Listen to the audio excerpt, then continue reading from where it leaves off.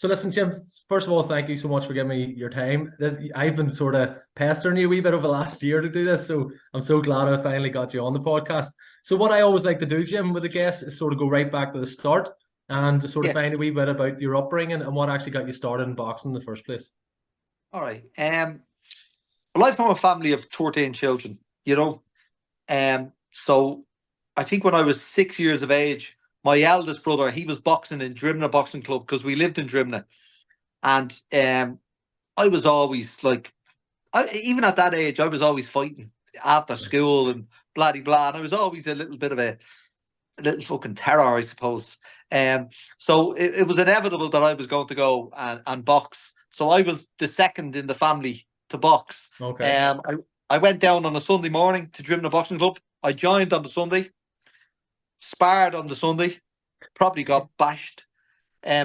Fought, trained on the Monday, fought on the Wednesday. 4 days. Jesus. Yep, after having two, got beaten. Trained again on the Friday and fought again on the Sunday. I had 2 fights in my first week, and that was the way it was. That was the way it was back then, you know. Yeah. And I You have to never say, get that now. no, you wouldn't. Should they'd be training now for 2 years and they're still Yeah. not ready to go for a fight. I mean, like I said, I was 6. Like I'd had loads of fights after. Like in Drimna, we always had a fight every day after school. Like you had a fight. I mean, everyone went down to this sort of it was where there was a kiosk. Behind our school was Our Lady of Good Counsel Church, and then in front of that was a big roundabout on Morn Road, and there was a kiosk there run by a blind man. And we used to just have fights in behind the kiosk in the field. And I mean, like, it was just, you just always had a scrap. That was it. And I loved fighting. So, like, it was inevitable I was going to box. Yeah. So I was about to say, so when you went in, you had your first spar, maybe didn't go great, you lost your first fight, but that didn't phase you. You were raring to go again. Oh, I didn't care. I mean, I was used to getting beaten. I mean, Right. my dad beat me for years. My brothers, my older brothers all beat me, and then I would have beaten my younger brothers. I mean, it was just the way it was. We just always, like, I mean, like, if the older brother got into trouble and the dad gave him a clatter, so when the dad turned his back, he'd give the next one a clatter because he got a clatter, and it worked its way down. So we were That's all the way it killing went. each other in the house, you know? Right. And so at what stage then, I mean, did you think that you had a talent for the boxing after a while? You know what I mean? Obviously, you were just maybe there for releasing aggression and stuff, but did you then finally start thinking, I could be quite good at this? When did that sort of start? Oh, I don't know. Probably when I was about maybe. Although I won my first Irish title when I was 11. Oh, really? But Okay. yeah, so I won an Irish title when I was 11. I won another one 12. One another one was 13. 14, there was no weight division for me. Even though I was only at about 71 kilos, but there was no weight division then. So the next week, I fought a fella who was a year older than me and he was a year older and a weight heavier. He just won the All Irelands and he was Irish champion. So I fought him a week later, like, and I bet him. So like that was in my head. I was saying, well, listen, I definitely would have won the All Irelands because he's a year older than me, you know. But I mean, I never thought about going pro or anything like that. You know, I never had an ambition to go pro when I was young. I remember when I joined St. Saviour's Boxing Club and the great John McCormick, he was training me. And I remember one time I had this spar against a fella now. He's a cut man now. You often see him. He does the MMA. David Kavanagh. He's a cut man. I had an exhibition. Or no, I had a spar with David Kavanagh on a Sunday morning. Now, David Kavanagh was 2 years older than me and was always a very good boxer, real classy and real good looking. The sort of fella you didn't like, Right. because all the boys liked him and all that, you know, growing up. So I remember I went out and he's real stylish and he boxed the head off me in the first round. Now, I have to say, he banjoed me. No, of course, I was just plodding along. So then went down for the second round. First half of the second round was a repeat of the first round. But then I started getting to him. Yeah. The end of the second round, get him. Third round, boom, beaten. Oh, bother. And I remember after the spar, the trainer, John McCormick, says, he's just called me Rocky. That's all he used to call me, Rocky. He says, that was great, Rocky. He says, it's the pro game. He said, for you. He said, that's where you want to. And that was the first time anyone had ever said that to me about pro or anything like that. Now, although I didn't go pro for another 7 years, But I mean, he was the first person who had ever mentioned that to me, and he must have just saw Yeah, that, your style. that the earlier rounds were no good to me, and that as time went on, I was durable. You know what I mean? Yeah. And the pro game might suit me. Yes, of course. Yeah. Yeah, I know. And so, listen, when I was looking at your record, as a junior, and I think you won like an Irish junior title as well as you started moving up. Is that right? Yeah, that was it was called the intermediates, I Ah, think. yes, Then of course. it was the under 25s or something like that. So I won that. I think I beat Stephen Kirk in that. Oh, right. Okay. God, that's a good one on the record. Yeah. Yeah. So Very I good think fighter. I'd say I was the sort of last Irish person to beat Stephen Kirk. I bet Stephen Kirk, and then the next year, that was at middleweight. And then the next year he moved up, I think, to light heavyweight. And then Hmm. all of a sudden, Stephen Kirk became a sort of a phenomenon as such. He You did. know? Yeah. When Um I did the podcast with him, Jim, and I couldn't believe that when I did it, that he had never won an Irish title until he won the Irish seniors. right. His first Irish title was the Irish seniors. He sort of it came quite late for him, and then obviously he went on to win the world Oh bronze yeah, and stuff. because I must have beaten him the year before that or something like that. Yeah.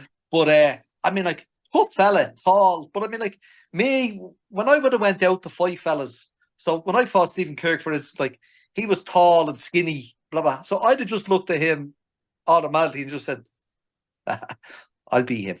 Okay. Whereas like if he had been small and muscular, you would have been saying, "Oh, this fucker is going to give me a hard fight here." But I Yeah. mean, eh, like that was just, I don't know, like probably I was just lucky to get him before he sort of excelled, because Hmm. then he just started knocking people out left, right, and centre with his left Yeah. hook. And like, it just goes to show you that some people, like, they just reach some sort of crossroads and all of a sudden they believe in themselves, and all of a sudden, they've always had the ability in them, but it just takes something to bring it out in them. And I don't know Absolutely. what Yeah. happened with Stephen Kirk, but boy, Jesus, he turned into an absolute smasher. So, like, I'm delighted that I fought him before he reached Just that before. sort of Yeah, of stage. course. Yeah. And I mean, Great fella, all lovely fella, like, and yeah, very absolute nice, gentleman. Yeah, he really very, is. very nice guy. Yeah. Yeah. And when I looked as well, once you then moved up to senior, you came across, was it Brian McGee, Dennis Galvin, really good seasoned seniors as well. Yeah, I fought Dennis Galvin first, semi-finals again, and everyone was just saying, "Are you going to fight him?" I don't know what year that was. I think it was about 91. So I think it was 19. I said, "You going to fight him?" And I said, "Yeah."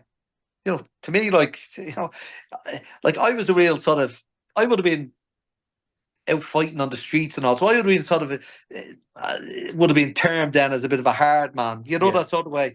And I said, yeah, fucking, he's only a culchie. That's what I would have been saying. He's from the country. He won't be knocking me out. So I went out, but I know I had an injury at the time, and I forget what happened.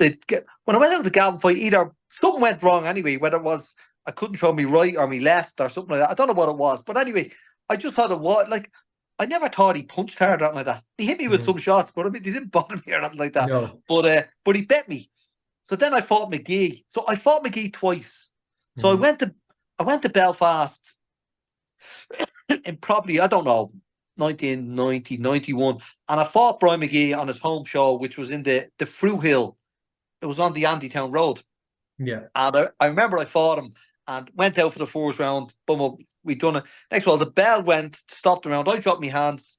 And next of all, he hits me 3 digs. One, two, three. After the bell. After the bell, it's clear as. And I mean, the crowd just went, oh, you know what I mean? And I just stood there and looked at him like that, like, say, right, I'm going to fucking get you now. But anyway, he won that fight, so there was no bother. But then we fought in the seniors, and, you know, again, he beat me 9-7. Now, Right. Tight. yeah, Brian McGee was the little golden child, Hmm. at that time. And Holy Trinity, they were like, one of these clubs that, I think if the fight if you won 2 rounds and they won 1 round, they'd have got the fight. Right. You Okay. know. That's how you felt. Um. Okay. So I mean, like, he beat me 9-7, and I mean, like, I always say, and I don't really care about it at this stage, but like, there's no way he beat me. Yeah. He got the decision, and fair play to him. But he went on to do great things. So I mean, He like, did. that was back then. You know what I mean? Again, Brian's style was great for the amateur boxing. You know what I mean? Like he was a much better boxer than I ever was. I was just a sort of a brawler. Yeah. You know, and it's only then when I suppose when I went to Belfast under John Breen, he sort of got me to he taught me to box a bit more and use my head a bit more and Yeah, a move bit my more head. technical. Yeah, as opposed to going in and just thinking you could. It wasn't that I could blast people out because I wasn't a huge puncher or anything like that. But I mean, like, I was fairly relentless, you know, and that was just sort of my style. But I know when I when I went to Belfast, I mean, like, wherever thoughts or illusions I had of being a tough guy and going in and sparring, I think I was sparring Crisanto Espana, your dad, Ray Close. I mean, like, and I thought, well, I'd go in. I mean, geez, they just played with me. Like, you know what I mean? So how did that come about then? So I mean, that was, I suppose, after you get beat by Brian McGee in the seniors. Was that the end of the amateur career around that time then? Well, you see, I was at the time, like I said, I was a bit of a, you know, I was a street trader in Henry Street, and I was getting into bits of bother. Okay. So the IABA, they didn't sort of they didn't like me. That was just the long and the short of it. I mean, I remember one time we was fighting in the All Irelands, and it might have been the one with, it was maybe the All Ireland before I fought Big Stephen. All the champions were going away to America. So I won the semis, then I won the final, and then they sent they sent every single champion except for me, and they sent the fella that I bet in the semis instead. You know, so right. I mean, like, yeah, there was something up there. Look it, you know, like I thought a face didn't fit with them, and it didn't help the fact that, like, if I knew that, let's say, one of them had said something about me, you know, probably one of them said something because I got into trouble or was arrested or something like that. Well, then, so when I'd see them, I'd call them, you know, I'd probably say, well, you old fuck you mind your own business, or, you know what I mean? I mean, I didn't sort of like say, oh, I wonder why he doesn't like me. I'd say, hey, you, what are you fucking saying about me? You know? Yeah. Well, if you think something, if you're not being fairly treated, you're going to say something about it, I suppose. Yeah. No, but I mean, like, I've never been one to sort of hold me tongue. If I've something to say, I say it. Now, whether people like that or not at the time, but at least, as I always say, at least I'm being honest about what I think. Now, and what I think, I mean, like, it may not always be right. But to me, at that time, if I think it's right, I'll say it. Yeah. You know, and sometimes it can turn out that you shouldn't say it at all. Yeah, of course. Yeah, I suppose. Yeah, because it could turn out that you're not right. Yeah, of course. But at the time, again, but like, I'd rather say what I feel, and like, I don't really give a shit about the consequences. I never have. And still to this day, I'm a bit more diplomatic about it now. You've mellowed a wee bit about it, yeah. Yeah, I've mellowed a wee bit, yeah. But I mean, I would still always say what I think, and that's it. I don't think that's a bad thing too. As I say, there's a certain point, but no, I think speaking your mind, especially if you think there's a bit of injustice there, you know, as you would have back then, you have to sort of say something. Like I always say, like, I'd rather people dislike me for who I am rather than like me for someone I'm not. That's very good. That's a good way of putting it, Jim. Very good. You know, so yeah, no, very good. So listen, before we get into the pro career, you know, you were saying obviously outside of out in the streets and stuff. Is it fair to say that there was a period where you were getting into a wee bit of trouble, you know, while you were still an amateur and before that pro game? Well, it was. So I moved out of my family home when I was 16 years of age.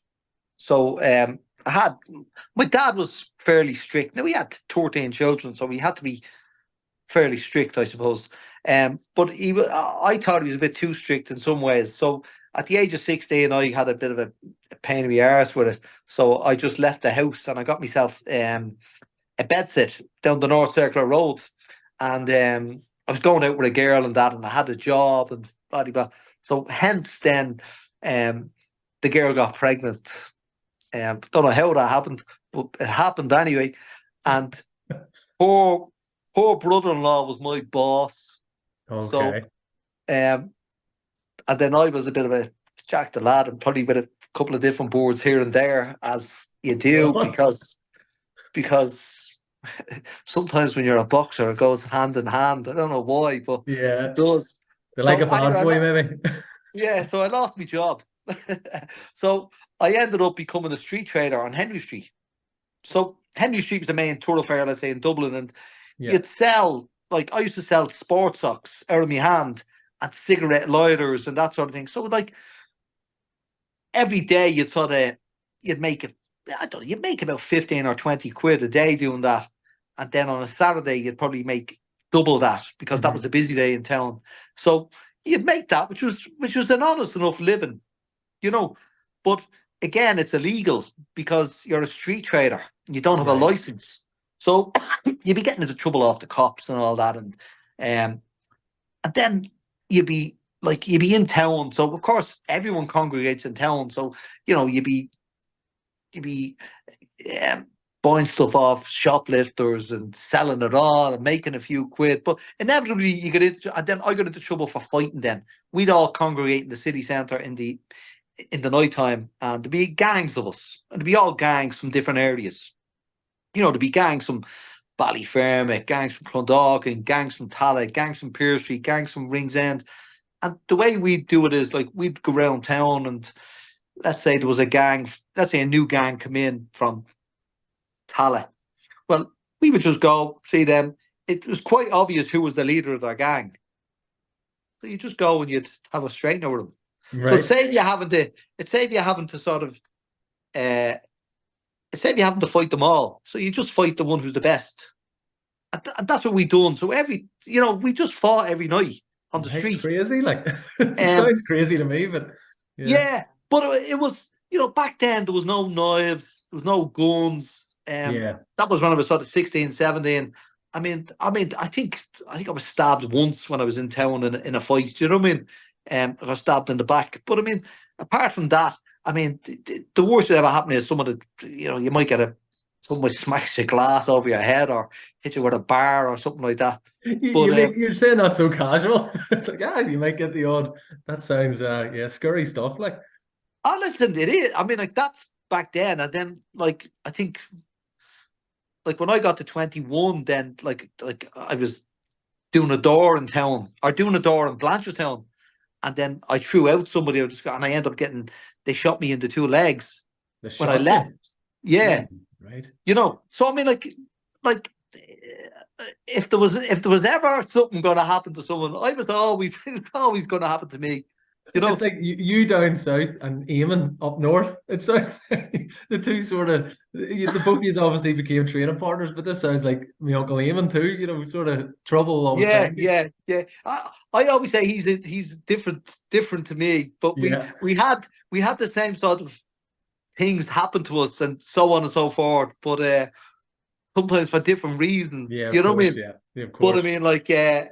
mean, as I say, he only got shot once in the leg. I got in Right, two okay. legs. You know what I mean? You outdid him on that one then. There you go. You know what I mean? Yeah, of course. So listen, so yeah, if we then bring it back, I suppose, to the boxing. So you're an amateur boxer, you're trading and you're earning a few quid and getting in a wee bit of trouble. So the transition to become a professional boxer, then you talked earlier about going up to John Breen's gym. What was the reason that you decided that the pro game was for you? Was there, you'd said your amateur coach had mentioned years earlier that you thought you had that style, but did something happen that made you think the pro game's for me?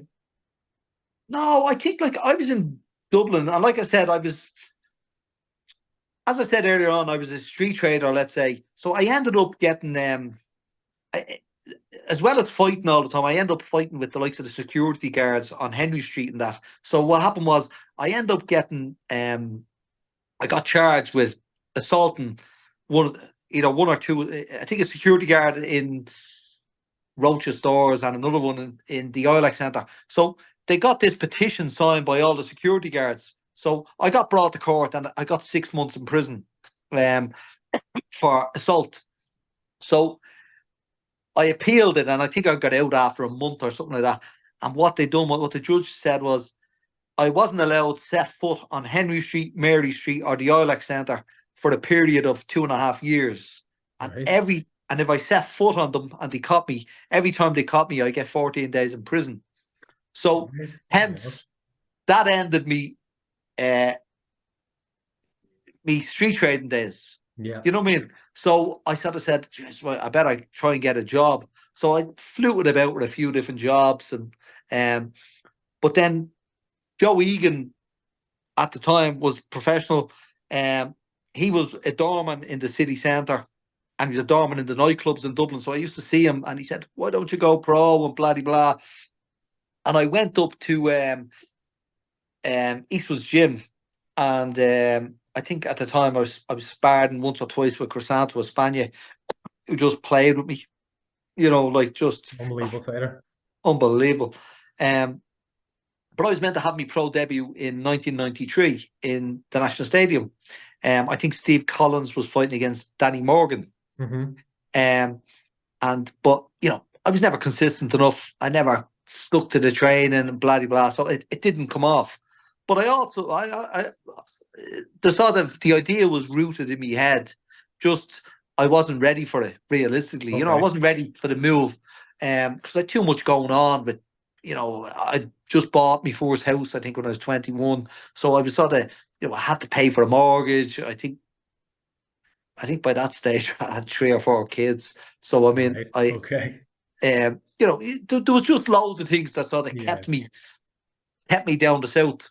So hence then move on 2 years later, and we went up. I went up to Joe Egan had a house up in Crumlin at the time, and we went up to his house for dinner. And John Breen was there, and Mike Callahan and his wife Sheila was there. Okay. And so from there, introduced to Mike, and he said, "Yeah, I'll take you on as a pro," and blah blah, and just such a lovely man. Yeah. He had a way about him, and so that's when I decided that I turned pro, and came back down to Dublin, sorted out a few things, and moved to Belfast, and moved into a house on the Antrim Road, Atlantic Okay. Avenue, Fra McCullough. Okay. Yes. Right. Fra McCullough owned the house, and I got a room in that house. I got the downstairs of it, and Brilliant. so I have to say, like, big shout out to Fra McCullough. He sort of helped me on my way when I moved up there. You know, So you need that wee bit of help at the start, don't you? You know, we oh, things like that. yeah. So like Joe knew the score up there, so Joe introduced me to Fra. So I got the house.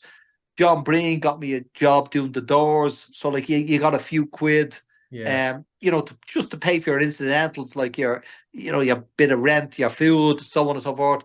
And then I was tinkering about with cars at the time, so up to the auctions when I wasn't doing that, and buy the odd car, send it down to Dublin, get it sold. So you're always sort of Yeah, but you always had yourself, like, you were boxing, but you always had that wee bit in the side. Obviously, you were earning a few quid and with the cars and stuff. You were a bit of that wee entrepreneur type of yeah. thing, do Like you? I mean, like when I was 23, I think I had 3 houses in Dublin. You know, which was Fair like play. That's, yeah. it You was were obviously very good yeah. at what you were doing. Like it was purely by accident.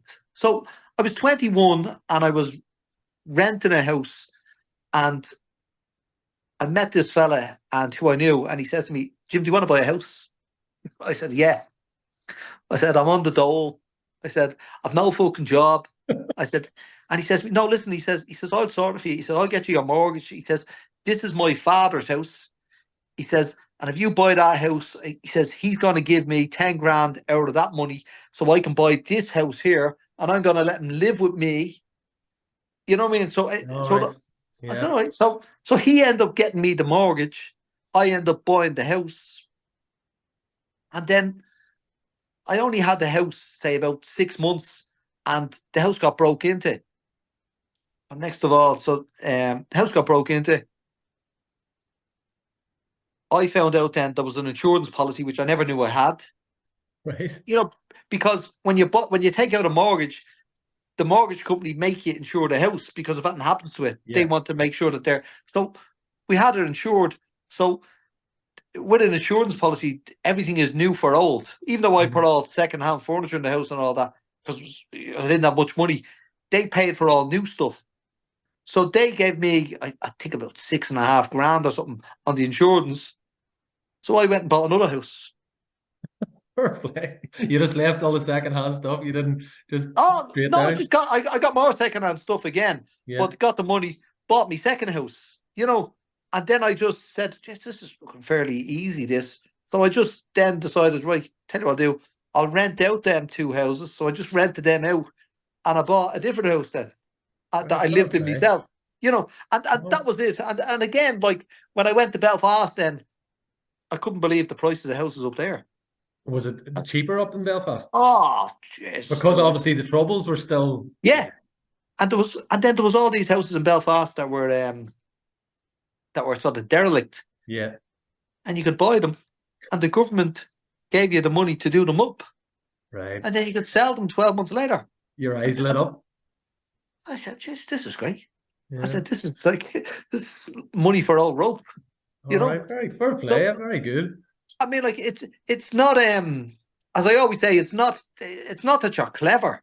It's just that if you're listening to people around you, like Fran McCullough had loads of houses, and there was another fella that used to be upward up there, and he had loads of houses, and they were all saying to me, "No, listen, get the house here, rent it there, blah blah blah," and so. But again, you have to take chances. Of course, I mean, yeah. like it could all. I mean, like look, we've all had it in the price bubble down here, Yeah, and the yeah, of price course. crash and all that. I mean, I remember, I remember in one of the price crashes that we had here in Dublin. I think at one stage I had something like I had about 6 million worth of property, Yeah, and I owed about 2 million to the banks, which right, was nice. There's no bother. But then the crash happened, but I still owed 2 million. right. But the property was only valued at 1 million 6 million went way down. to 1 million. Oh, So I Jesus. mean, like, Oh, and that's when loads of people go bang, and yeah. But That I was mean, like the like, Celtic Tiger they used to talk about, remember? And then it yeah, it all was the plummeted. Celtic Tiger, yeah. So I mean, like, but I mean, like, you just have to sort of work through these things, and you have to keep grafting, and I mean, those who stick through it, and take the good with the bad, you'll come out better Yeah, of on course. on the other side. Yeah.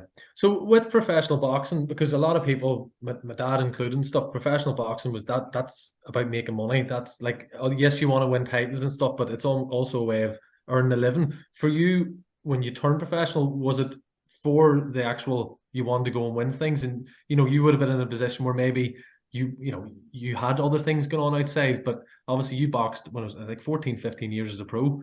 You didn't have to maybe do that, but you obviously loved the boxing as a professional once you get into it. I did, yeah. So I mean, to me, be a professional boxer back then was just like it was an honor. Yeah. You know, it was like because I was, let's say, from a big family, and because I'd got into bits of trouble and so on and so forth. Like I mean, like I left school when I was say 14, going on 15. So I mean, like it's not as if I was an academic or I had all these degrees or letters after my name. So to become a professional boxer, like to me, it was something. Hmm. To me, it was like I'm a professional. I remember I used to look at Joe Egan, and I used to see him coming down Henry Street, like, and he'd be walking there, and he'd walk down the center of the street, and Joe was big fella, the blonde hair, and he did a big thing, and he'd have a board hanging out of each arm and all that. I mean, like, I used to just think that, like, he was the nearest thing you could see to an old star. Yeah. When Joe come back from America, like, and so I mean, like, for me, it was like you accomplished something, Hmm. and it was never, ever, ever about money. The professional boxing for me, when I turned pro, me and Eamon had our first fights on the 25th of November in the Yes. Point Table. So we stayed in the Stillorgan Park Hotel on this. It's only a couple of miles from me garage here where I'm sitting now, but it there was a fight on the telly on Eurosport, and it was a Okay. fella called Steve Foster. So Yes, the Steve, Viking. the Viking. That's right. So Yeah. So I was watching him. He was fighting against some French fella, and he got this belt. He fought for an intercontinental title, either WBU, WBO, or IBF or something like that. But I remember looking at it, I said, "For that belt, if I could get a belt." So that's Yeah. all I ever wanted. I said, if I can get a belt, like I'd be made. That'd be me. Yeah. Like I'd be just happy. So that's all I ever wanted. I didn't give a shit about the money. Brilliant. No, yeah, that's it. That's what it's. It's the glory, and it's amazing. And we'll obviously go through the career, and you got quite a few belts, Jim. So it's great that obviously what you set out to do, you more than did that, obviously. Oh, that's it, and there's so many people like there's loads of people turn pro and like from the start, all they want, well, I'm going to win a world title. And like, when you listen to them and you're saying to yourself, like, there's no way you're going to fucking win a world title. Really? Yeah, But but everyone everyone will say says, that. I mean, yeah. So loads of them go on and say, I'm going to do this. And like I never said any of that ever in my life. But I did say, like, if I could get a belt, I would get a belt. Yeah. That's all I ever wanted. Brilliant. And so in the gym itself, I suppose that you and Eamon were starting in 95. That was kind of coming towards the end of the Barney Eastwood stable that he would have had with Crisanto and obviously Ray Close, Sam Story, Dave McCauley, all that. But you'd have came at the back end of that. So obviously you said you'd sparred with Crisanto and Ray Close and my dad and stuff. So was it good having that bit of time when the gym was a bit full with those sort of past champions, and then obviously you and Eamon were coming through after that? Yeah, no, listen, it was great. It was great, and it was a great learning curve. Getting in the ring with them. Like, I remember when I went to Belfast, let's say for a period when I started pro first, and I was up there for about a 2 month period. In that 2 month period, I would have been sparring, let's say, Crisanto, your dad, Ray Close, Ray Kane, let's say, and every day, even though they were taking it easy on me, they still would have battered me, like, because they were just far better than me. So every day I'd go up and I'd go into train, and I'd go in. You could never see yourself getting better, because if you were getting better, they were just up a gear themselves, because they were taking it easy on you realistically. So as you were getting better, they only had to go up a gear, and so they were always that bit ahead of you. So you couldn't, like, I didn't think I was getting any better. I said, Jesus, like every day you're getting a few clatters and you're coming out with a black Yeah. eye or something. I said, but then I was up there for about a 2 month period training, and then I came down to my old amateur club and I got in sparring. So I got in sparring with the likes of Dan Curran, who was he was an Irish international in that, Yeah. and there was someone else, I forget who it was, but I sparred with them and I went out. And next of all, every punch they threw, I could see coming, and I just went bump, move my head, bump, up, up. So next of all, I said to myself, "Fuck me, I am getting better." I Mm-hmm. could never see myself getting better up the north, because they were streets ahead of me, and as I got better, they just up a notch. But I didn't know that I was getting better. But when I came down and started fighting against the people who I normally would have, the amateur boxers, then suddenly I realized, hey, look, listen, I'm able to do 10 times better now than I was doing before. Yes. Yes. So psychologically, then when I went back with the Belfast the next day, spar, I said, I'm better now. You know what I mean? Uh-huh. And just it No, sort of made brilliant. me, you know, it just made me realize that, listen, I am getting better. So then I would have been able to spar a little bit better against the lads up there, because Exactly.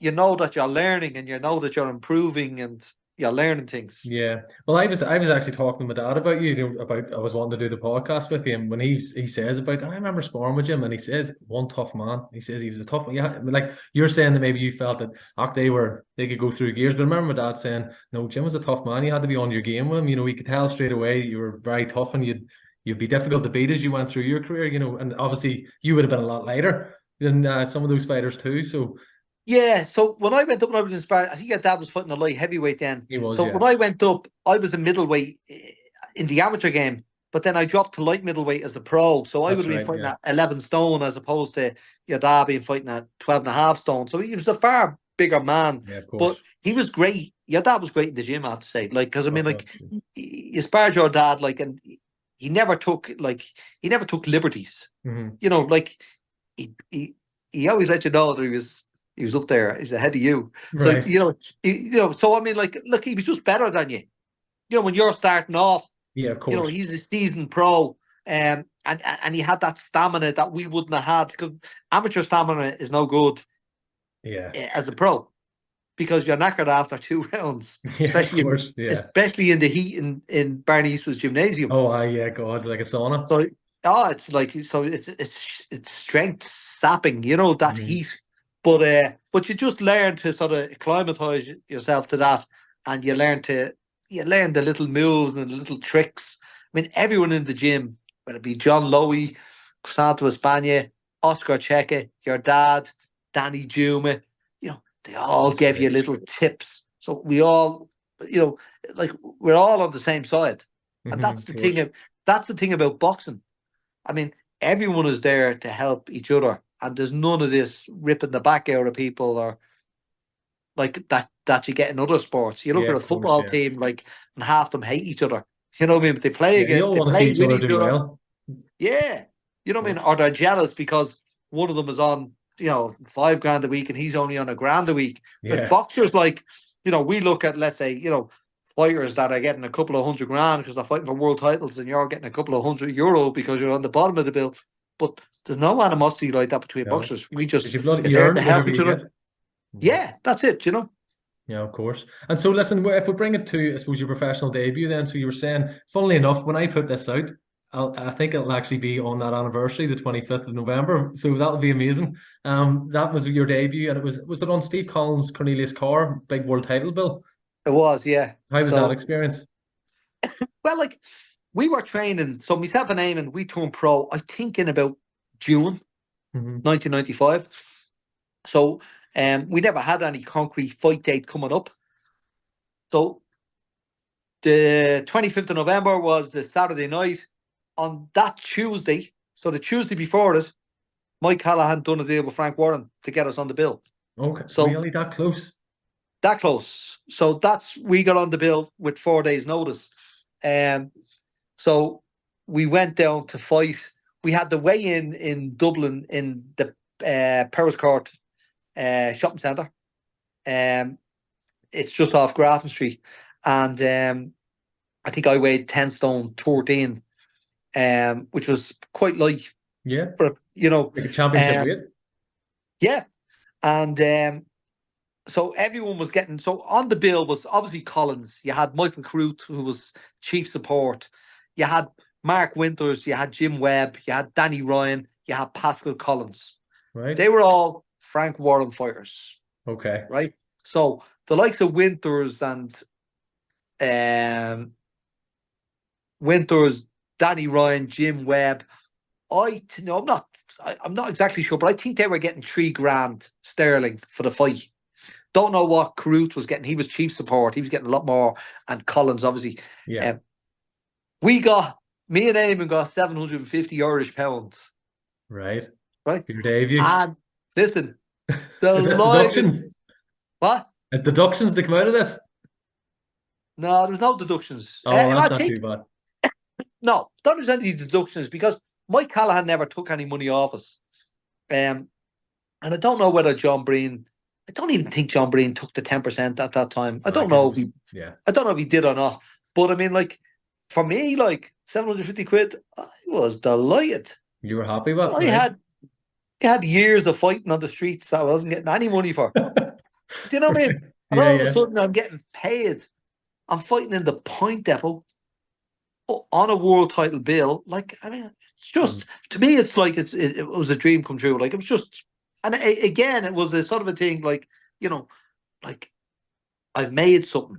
Yeah. I've made something of myself. I've made me family proud. You know what I mean? Of course. I, Absolutely. I've also shown them fuckers, who were some of the teachers in school, the police, the prison officers that loved to remind you that you'd never do that. And, well, Look at me now. fuck you, I'm after doing something. Do you know Yeah, what I brilliant. mean? So, and I remember at the time, there's a journalist called Paul Howard. He does all the Russell Kelly Carroll Okay. books and all that. He's Yeah. a good friend of mine. But he done a big article on me for Turning Pro. And I came down one time from Belfast. I used to train in Belfast Monday to Friday and come home, let's say, the weekend, back down to South. And my old principal from my school had sent the article, a copy of it, to my house with a letter saying, "Oh, congratulations," and all that. And I remember my dad come in, he said, "Here, the letter came for you." And they obviously opened it. So that's what my dad used to do. But now that I think of it. So he said, this article, look, he's had to send that article down here in the post. I said, "Oh, yeah." He said, "That's that print." I said, "Oh." He said, "Well, I send it back. It's time to fuck off." I said, no, don't do that. I said, do you know what I mean? But All he the was times just he was like, ringing the house complaining about you. oh, listen, of course, you know what I mean? So, but we fought in the point anyway. But I remember all them, like Eamon, so Eamon McGee and Mark Winters, Danny Ryan, Jim Webb, and they were all fighting fellas that had, let's say, 10 fights, 3 wins, you know what I mean? Yeah. 7 losses. Your first fight, usually you would First fight. get looked after. Yeah. So there's me. So I'm fighting a fella, 4 fights, 3 wins, 1 draw. Right? Undefeated fighter, right? Undefeated. Okay. So I'm saying to myself, we get back, and there's me saying to myself, why am I fighting an undefeated? Like, why am I fighting an undefeated fighter? Everyone else is getting a fella that, like, they just dug some of them up out of graveyard the day before for some of them, Yeah. you know? So, I mean, like, they were getting stiffs. And I was in against an unbeaten, and I couldn't understand why. You know what I mean? And I was, not that I was worried about it, but it registered with me. Of course, yeah. And I said, like I'm fighting here in Dublin, and in my home city, and like I'm fighting against an unbeaten fighter. But I knew I was super fit. Yeah. You know what I mean? And I knew I was strong. So I went there. I banjoed him anyway. Like, right, okay. I think I put him down in the 4th round. And I wasn't a big puncher. I was never a big puncher. But all of a sudden, when I turned pro, I was putting fellas down. I wasn't knocking them out, but I was putting them down. Yeah, you were punching. Obviously, you punched hard enough to gain respect, and they knew not to take any liberties. You know. So but I like Eamon was the very first fight that night, so he was on about 6 o'clock. So when it came to the main fight was on, and next of all, the main fight was the chief support was on, and next of all they come in and said, right, get gloves up. You're going to go in as a swing bout just before Collins. Right, so you were like a floater. They could put you on anywhere. Yeah, so I put the gloves on, and then they come in and they just said, we don't know if there'd be enough time. So they left me there, and then I went on last instead. So I went on. I was about to say, if you went on right before Collins, the crowd, you would have got a huge crowd. Oh, and it would have been live on Sky Sports as well. Right. And did the whole place clear out after Collins won? Or was there decent crowd? I mean, like, I think there's about 6,000 people there, 7,000 people there. So about 500 people stayed. Listen, a good lot stayed to see my debut, which was grand. And I had a good fight, so it was smashing. You know what I mean? So it was a great start. Brilliant. And then my next fight then was Collins undercard again when he was fighting in Mill Street against Neville Brown. Oh right, okay. God, the first 2 fights then, Jesus. Yeah, and that fight I fought a fella who had fought Danny Ryan. I think he was ranked number 24 in Britain or something, and he was a middleweight again, and I was a light middleweight. And I think I dropped him twice, but didn't stop him. Do you know what I mean? Yeah. But I suddenly started saying, Jesus, I never put people down, especially when I was an amateur. Yeah. I stopped a few people. I did drop a few people, but not like 2 fights in a row like this. No. And I think it was because I had moved down to light middleweight. Obviously, because I was training under John Breen and training religiously. I mean, my punches, although they weren't knockout punches, but they were hard and they were effective and they were fast. So it was a culmination of everything. Of course, why they went down. You know what I mean? Yeah. So early in the career as well, because I'm trying to work this out with Eamon's as well. Eamon, after a few fights, went to America, and that's when he lost his unbeaten record. Around that time, were you to go on a trip to America, and did something happen? I think maybe I had heard something on a different podcast about that. No, well, I tell you what happened. So me and Eamon, obviously we fought on the same build starting off, right? So we had our first 2 fights on Collins' card. Then we switched to Barry Hearn. Yes. We were fighting on the undercard of Darren Corbett then. Yes, that's right. Around 97, that's right. So there was a couple of times there was fights on in Dublin. I think Wayne McCullough fought in Dublin one time, and there was another fight I was often in Dublin, and I said to Mike Callahan, I said to him, look at, I said, this fight's coming up here. And he said, no. He said, you and McGee trained together, signed on together. If McGee's not in the bill, you're not in the bill. You're fighting together. Right, fair enough then. Okay, that's grand. So then, hence, Eamon gets a chance to go to America, They go to America to Yes, fight. that's what it was. Yes. Right. Yeah. So I'm sort of sitting there and I'm saying to myself, yeah. So I'm not allowed to fight in Dublin or my hometown because, I have to wait because if Eamon's not on it, I'm not allowed on it. But yeah, Eamon's allowed to go to America and like fuck rock, it doesn't matter. Yeah. So like Okay. Yeah. I thought it gotta be in me bonnet, you know what I mean? And I'd been speaking to Roddy Collins, and he had said to me, Jim, why don't you sign with Frank? I was talking to Frank Warren about you. He'd love to have you and blah, blah, blah. So when they went to America, I went over to London and I signed Frank Warren. Okay. So, and he said to me, look, you should start training in Brendan Ingles' gym. But of course, I was very loyal to John Breen. And I mean, like, John Breen to this day, I mean, he's a very good friend of mine. And he's just, I always say John Breen is too nice to be in the pro game. Okay. And I mean that from a real, just like sometimes he's being walked over by some fighters. Yeah, you have to have a bit of a ruthless streak at times. He didn't have that ruthless streak in him. You know what I mean? Like he's just such a nice man, but maybe a bit too soft sometimes for the fighters. Like he would just take people's word instead of getting them to sign a contract. Right. And I mean, like, that can come back to bite you. Yeah. Now again, Mike Callahan never got me to sign a contract, and then I left. I went to Frank Warren. Then you know what I mean? So it worked out for you, which wasn't very nice for him. It wasn't a nice thing to do with him. But at the time, I thought that, well, you going off to America and not bringing me along wasn't nice either. You have to look after yourself, I suppose. It's your career at the end of the day. So, so they went over there. I went to sign up with Warren, and what I do is I would train in Belfast with John Breen, and then I just go to Sheffield for a week or two before the fight. Right. So you know what I mean. And then what would happen is I'd fight, and I'd give me 10% to Brendan Ingle. But I also gave 10% to John Breen. Did you really, Jim? Right. Oh, okay. I did. Oh, so of course. You really were loyal to do that then, because you didn't. No. Because, like John Breen was doing all the work, right? So he was doing more work than Brendan. Because how did you find it? Because like the Brendan Ingle style, it's that real unorthodox switch hitting. That doesn't to me seem like yours type of style. How did you find? Did he try to change you when he was over there? Or? Well, I remember going over there and like fellas, let's say that 8 stone spar against fellas who are 16 stone, because it's all switch hitting. This could be 6 different couples in the ring and you're moving about and all. Right. But I mean, like, I remember going in that force and boy, Jesus, you felt like a gobshite. So they had us going up and down these lines, switch hitting and switching stance and all that. But I mean, like, the kids over there are all doing it since they're 6 years of age. It's all second nature to them. So you get a fella coming over who's 25 years of age, who's an orthodox boxer, who does the jab first and the right hand, blah, blah.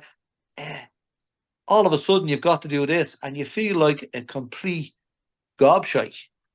Because you're seeing what you should do and you're seeing everyone else doing it and they're telling you what to do, but your brain won't allow your body to do it because you're boxing this way for 15, 16 years. Of course, absolutely, So I sort of, again, it's like I said earlier on about when you were, when I was training in the pro gym and then came back down to my old amateur gym and seeing how good I was at the getting. So I was in Ingles' gym. I was doing that. I was sparring all the time, and you'd be sparring so I would have sparred, Prince Nassim Hamed. I would have sparred, I would have sparred Junior Witter. I would have sparred Pele Reid, a heavyweight. Yes. I would have sparred Johnny Nelson. I would have sparred Buster Keaton. Everyone spars everyone because it's only body sparring. Okay. Now, thing with body sparring is you're only protecting your body because the digs only come. There's no digs coming to your head. Yeah. So I think that it can get you into a bad habit of dropping your hands for a start. Yeah, of course, because you're not being punished. Making a mistake as much. But again, I never saw myself getting better in their style. But then I remember I was over there one stage, came home, sparring with the likes of Eamon and that, sparring them. my footwork was just got so much better Right. from being over there. And then, of course, I started to switch hit just the odd time to Bob, so they wouldn't be expecting that from Oh, me. did you do that? Right. Okay. Very I good. just in sparring. I Yeah, never of really done course. it in fighting, you know. But you just do it and blah blah. And so like you did learn, and this is the thing about boxing. And I always tell like my youngest girl now fights and that. You know what I mean? Yeah. And I always tell her, you know, every single trainer will teach you something different. I said, no, it may not suit you, but if you go to somebody's gymnasium and they're giving you their time and they're telling you this, telling you, I said, you try it, you work on it. You know, I said, it may not suit you, but you might find one part of it that does suit you. Yeah. And then you keep that. So you try 10 things, one thing works for you. Add that to your arsenal. Add that, then someone else will teach you something else. And then over the course of years, you get things that suit you. No, that's You good know, advice. Definitely. and that's the way it was. I was learning over there again. You know, it's like every day is the school day. You know, Yeah, of but course. but you know, I was never a big fan of the Brendan Ingle style fighting, but I was a very big fan of Brendan Ingle Yeah. Okay. Yeah. What a character. Yeah. because like he was from Dublin. Um, the gymnasium over there, like they'd be all sparring, and all of a sudden he just stopped the sparring. He'd get one of the young fellas up into the ring, start asking them questions about their name, address, what you. Then he'd have them sing a song in front of everyone. And I used to look at them like that, like, look, you'd be thinking they're a bit mad, you know.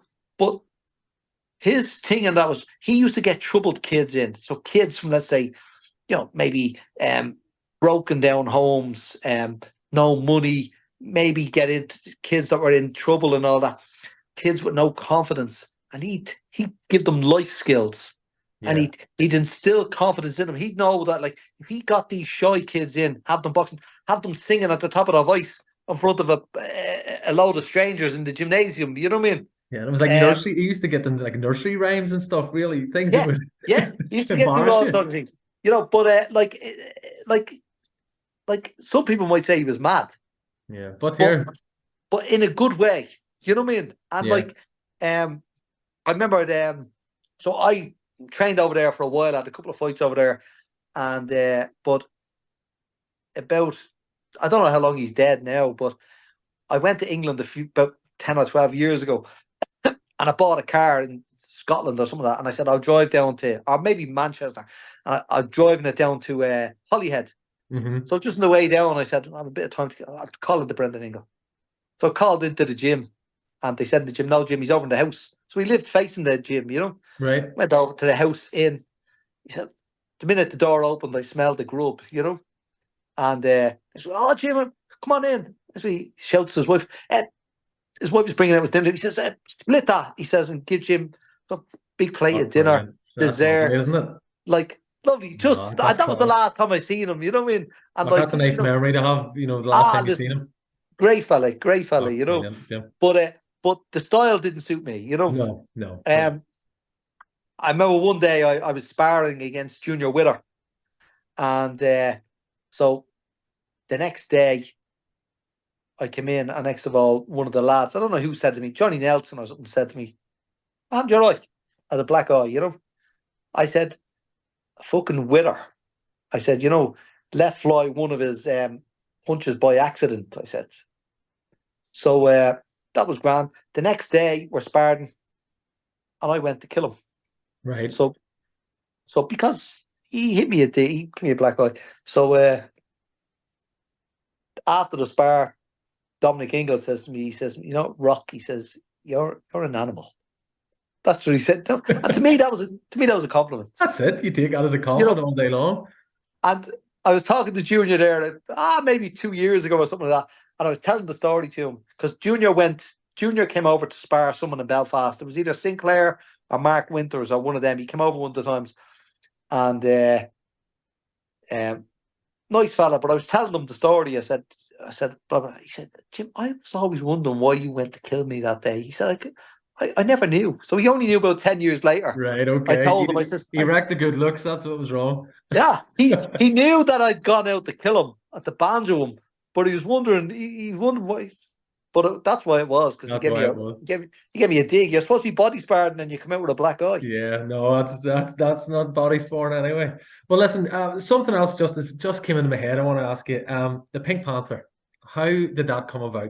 Because I remember as a kid watching my dad fight when he made a comeback around '97, and I remember being at the Ulster Hall and you coming out to the Pink Panther music with the shorts and all the blonde hair. I mean, it was a great gimmick, great look. How did that come about? So again, Mike Callahan. Right? So myself and Eamon McGee, we had our first two fights, like I said, in Dublin and Mill Street. So then we're fighting in, I think it's September 2006 or 1996, on Darren Corbettville in the Ulster Hall. And Mike says, look, we'll get you your gear made, new gear made. You know what I mean? So my first two fights I fought in white shorts, which were Eamon McGee gave me the shorts. Right. And he gave me boots that I have for them first two fights as Did well. he? Right? Very good. Yeah. So Eamon's obviously, yeah, I'll get the green, white, and orange. So he said to me, what colour shorts? I said, I'll have pink. So he thought I was messing. Yeah. He said, no, seriously. He says, I said, no. I said, I'll have pink. No, I love pink. I always wore pink. And I still wear pink shorts and all that when I'm going out and blah, blah, blah. Like, I genuinely like the colour. Yeah. I mean, like, I'm sitting here in my office. I have pink blinds. Right. Okay. My name on my garage outside of Jim Rock Motors is in pink writing. Is it right? Brilliant. Yeah, I actually seen your website, and I thought there was a bit of pink in the website as well. Oh, it is. I mean, like, the stickers on the back of my cars are in pink. Yeah, brilliant. Nothing wrong with that. So I mean, like, it certainly wasn't a gimmick. As people think it's a gimmick. Yeah. It wasn't a gimmick because I genuinely, I mean, I think I was 12 years of age and I got a BMX for Christmas. It was black. And I left it out to a mate of mine and he sprayed it pink for me. Right, back then. Yeah. You know what I mean? Now, back then it was called, they used to say they were radical colours, because all the BMX people had yellows and pinks and all, you know what I mean? But like, I pink for me, So I always had a fondness for the colour. And I also knew that sometimes you got ridiculed over it, you know what I mean? Yeah. And I remember when we turned pro, or when I got me pink gear, and Mike Callahan was always a man for thinking up stories and thinking of sort of gimmicks and stuff to attract the press and so on.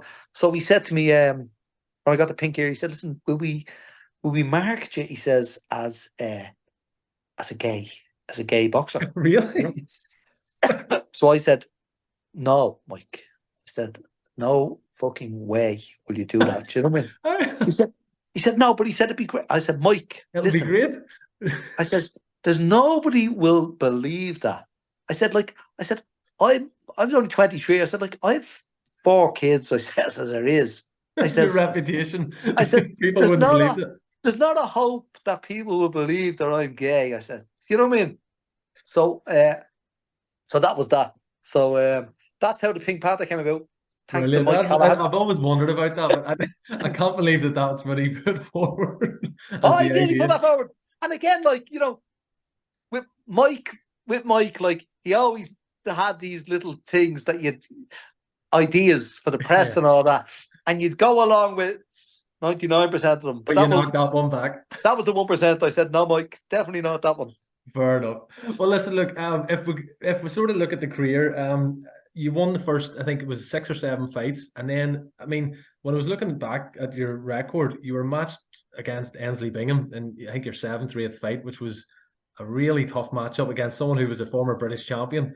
And you came out in the losing end of that one. Looking back, was it too soon just that you were being put in against someone so, so experienced? No, not really. So Ainsley Bingham was the current British champion when I fought. Was he? Right, okay. And he was also WBO Intercontinental Champion at the time. And he had just got beaten by Winky Wright for the world title. Right. And Winky Wright was the world champion, I think, for 7 years or something like that. Fantastic. So what happened was I had signed up with Warren. I had my first fight against a fellow called George Richards. He was 11-2. I bet him. Then I had another fight against some fellow called Robert Minjoy. it was his debut, but Brendan Ingle said it was myself and Jason Rowland. Was it Jason Rowland?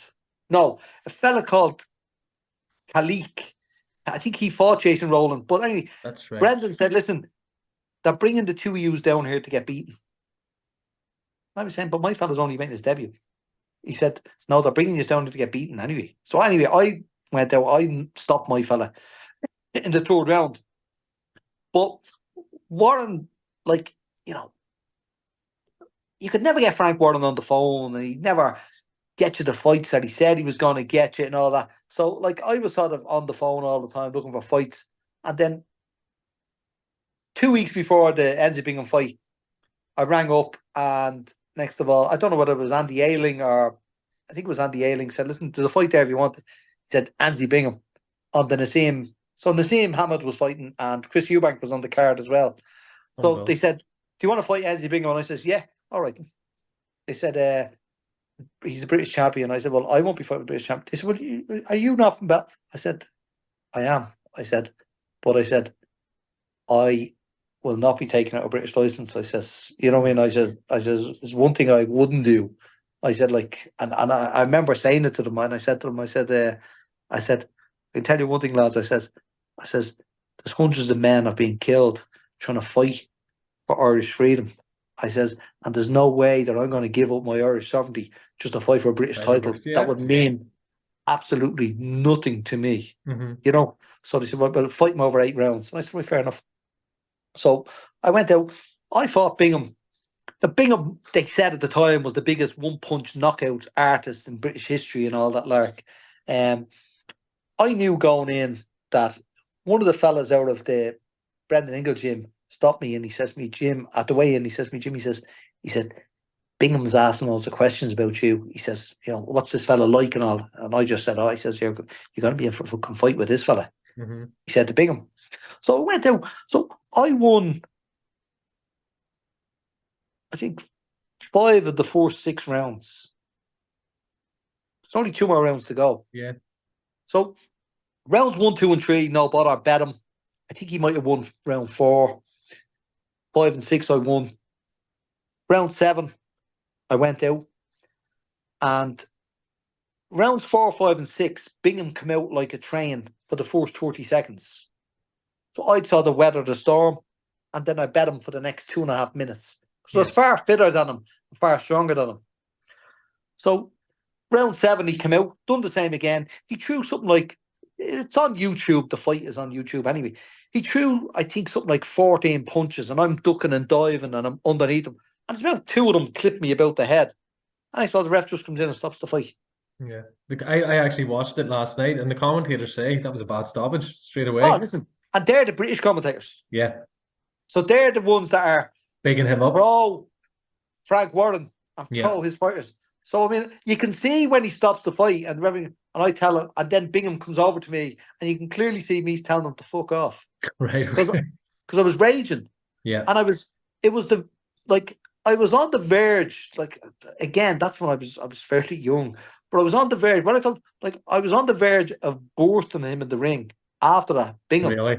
You were so angry? I felt like just, like, battering him in the ring. And again, it's just because you can't do that in a boxing ring. But, like, I felt like doing it. Yeah.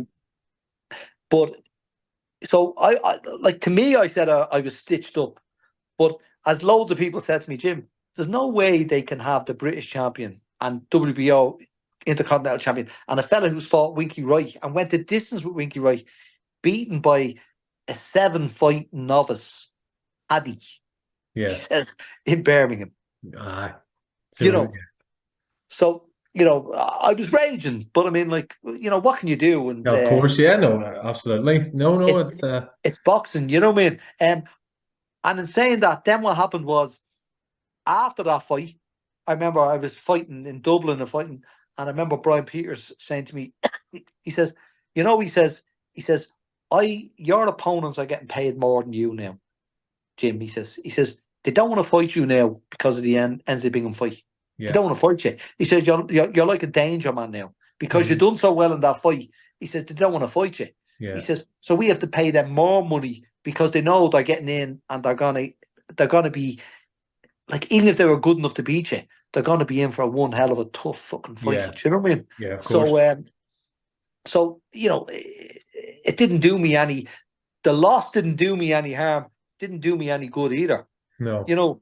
I remember one of the journalists from Dublin saying that I gained more in defeat from that loss than I did in all my other wins. Right. So it has its Yeah, of pros and its course. Yeah. cons. Yeah. You know, But the good thing was as well, like straight after that, am I right in thinking, did you go 12 rounds and win your first title off the back of that? yeah, but I wasn't off the back of it. What happened was that was in April. So in September there was a fight on in Dublin. There was a fellow called Sil McLean, and he ran a show in the basketball arena in Dublin. So I was due to fight a 6-round fight at light middleweight. So 10 days before the bill, I get a phone call. It says, listen, Pascal Collins was due to be chief support. He was fighting for that super middleweight title because he was super middleweight, and he got cut sparring by a fella called Steve Dawson, another pal of mine from Dublin, an ex-boxer as well. So Steve Dawson cuts him sparring. So I get a phone call. I said, look at Jim, Pascal Collins is out. All right, fair enough. And he's fighting for the WAA super middleweight title. Would you? Yeah, I'll fight. But you'll have to move up to super middleweight. I said, that's no bother. That's a full stone and weight. Full stone and weight, 10 days notice, and going from 6 rounds to 12 rounds. 12. That's crazy, Jim. And I mean, like, Bingham was the most I'd ever done. He was the 7th round. So, but like, again, Mike Callahan says to me, he brought me out running one Saturday morning, and he said he brought me to he lived in Willowbank Gardens, and there was a dog track facing him on the Antrim Road there, Dunville, I think it was called. Dunville Park, was it? Yeah. And beside that was another park, and he brought me over there, and he was in his car, and he said, right, and he had me run around. He said, right, now, run around this field on the track for 3 minutes, right? Fairly quick, right? Then for the next minute, he said, right, just take your time, nice and easy. And he got me doing that 12 rounds. All right. 12 times. So then I was finished. No, which I found very easy. Like, I was a very good runner. I loved running. Yeah. I ran and ran and ran. I was like a bleeding Forrest Gump nearly, Yeah. So, but he just said to me after, he says, what sometimes, he says, you're well able. He says, so the reason for the 12 trees is, he says, high tempo for your fight. He says, and then the minute gives you the rest. He said, just psychologically to get that into your head. It's a good idea. I suppose so close to the fight. What can you do? That was a good ploy. And then I went out and I fought a fella that I had trained with in Brendan Ingles' gym, Michael Monaghan. Yes. So, like, I knew that he wasn't going to be able to. I knew he wasn't going to be able to hurt me because I knew that physically I was stronger than him. You know what I mean? So I no fears going in or anything like that. And again, fighting in Dublin, in front of your crowd. Of course, like, and for a belt as well, as you mentioned earlier, all you wanted to win was a belt. I mean, I'd have gladly took that belt. If someone says to me, listen, you can have that belt or you can have the lotto. The lotto there is £1 million. I'd say, look, fuck the lotto. You know what I mean? Like, loads of people can win lottos. Yeah. They just pick a number, but they can't win belts. They can't go out and fight and win a title. So, like, for me, it was the title. That's what I wanted, the belt. You know what I mean? Yeah. And so I fought that and I won that. And I have to say, like that sort of elevated me then. You know what I mean? And it sort of it set me on the path for winning titles. You know what I mean? It did, because I think you won the next 12 contests. I think when I was looking, you went on a great run. And I don't want to leave out any of the titles, but I think you won 2 Irish titles fairly soon after that. And then was it like a WBF European and stuff? You can tell us some of those titles. So I think I won the WBF European. So I fought that fight in that was a 12-rounder in September. Then in the January, the end of the January, I fought against Jimmy Vincent. Yes. Over 10 rounds. The Jimmy Vincent is the one that Eamon won the world title against. He's a tough man, and he should have been British champion, remember? Against, was it David Barnes? He should have been. David Barnes, yeah. So, now when I fought Jimmy Vincent, I weighed 11 stone 5. He came in at 12. He was meant to be 11 stone 6. He came in at 12 stone 1. Right. And I remember them saying to me, "Well, what do you want to do?" And I said, "Well, what can I do?" I said, "Like, I need to fight. Yeah. What am I going to say? He's not going to take the weight off." They said, "Well, look, you don't have to fight him. Like, he's nearly, like, he's 9 pound heavier than you." You know, I said, "Yeah, but like, I've sold all the tickets here. Yeah. All my pals are coming to see me to fight." I said, like, and it was in Vicar Street. I think it's the only time there was ever a professional show in Vicar Street in Dublin. Right. You know, and it was a great night. So I fought him there. So then that was January. Then February I went to Middlesbrough and I fought for the WBF light middleweight title. All right. So you won 2 of them. Jeez. Yeah, so I fought for the WBF light middleweight title, and then March the 17th or something like that, which is 3 weeks later, I fought for the Irish super middleweight title. Crazy. You know, and that was just because I think the middleweight one and the light middleweight one was tied up with someone else. So I fought against a fella called Michael Alexander. Now, he does all the big fights now. He does the Joshua fights and all. He's an A-star, really? whatever. Yeah, Oh, he brilliant. does. He does all them. He does. And I met him there. I met him in Belfast there or in London. I met him somewhere at one of the fights a couple of years ago, and I was chatting away to him. And I said, and he says, I'm a better referee than I am a fighter. Right. And I said to him, I said, well, listen, I says, you didn't fight in Dublin. I said, you just fucking he gave up like the first round. Like, I think I hit him a good shot at first, but then the next two times I put him down in the first round. I think a feather would have blew him over. Right. Okay. It's I hard, don't know whether wasn't the it? first dig really damaged him. I think I might have got him around the back of the head somewhere. But anyway, he gave up. Like, and I was raging because I wanted the people to see a fucking fight. Yeah, of course. Yeah. Not someone bowing out like a Nancy boy. You know what I mean? Yeah. And that was that for the Irish title? That one, that was to the Irish super middleweight title. Yeah. So that was the first Irish title you won, was super middleweight. That was the first one, and then a couple of years later, then I went to Bethnal Green, and I fought against Alan Gray for the Irish light middleweight title. Okay. That was the night that Carruth fought Adrian Stone. Oh yes, for the IBO world title. The IBO light middleweight title. So we were set to fight. Went over there. Carruth misses his weight. He weighed in 11 stone 2.5, and he didn't even. He was so drained to make the 11 stone 2.5. He didn't even try, and he couldn't get that 2.5. He didn't even try and get 2.5 pound off. Right. I weighed in, I think, 10 stone 11.5. So I said to Brian Peterson, I said, I'll fight fucking Stone. Do you know what I mean? Like, let me fight Adrian Stone. I said, I'll fight. So I was dying because I was in great nick. Yeah, I was in great shape. It would have been a big opportunity. Yeah, and I was saying, like, Stone and a Rock, what a great mix. Very good, yeah. Fight. But again, no, Carruth went out for him, and I mean, like, he was drained. I mean, like, he didn't box well. He got stopped in the 5th round. Was that his last pro fight, Jim? Yeah, I think he retired after that. Yeah. So, and then I went and fought the 10 rounds against, and I have to say, of all my Irish title fights, so I mean, like, I fought 2 super middleweight ones. So I won the title, defended it once, won the Irish middleweight one, won the light heavyweight one, and they were all stoppages. Whereas the light middleweight one, he took me to 10 rounds. Right. Alan Gray. So you would think the opposite, the higher up in weight, the harder it is to stop them, but you were actually stopping them. Yeah. I stopped all them, but didn't stop Alan Gray. We went to 10 rounds, and a right tough, good fight, you know what I mean? Yeah, brilliant. But that was like in that sort of period, in that 6 months, I had won the Intercontinental Super Middleweight title, won the Intercontinental Light Middleweight title, and then won the Irish Super Middleweight title. So it was an active period. Yeah. That's amazing. You think, you'd have been happy maybe at the start of the career with 1 belt, and now you're sitting with maybe 4 or 5 around your waist, No, I had 3 of them. But I mean, like, the last 3 fights, so the Jimmy Vincent fight, the Pedro Carraher fight, which was the WBF title, and then the Irish fight, them 3 fights were in the space of 7 weeks. Right. Jeez. So 3 of them were 10 round fights. You know, No, it doesn't you really must have been happen in just this. super fit, Jim. You were obviously a super fit guy. Like, to even take that on, usually if you have a title fight, you'd maybe take nearly a month off before you even Yeah, think about getting back in the gym.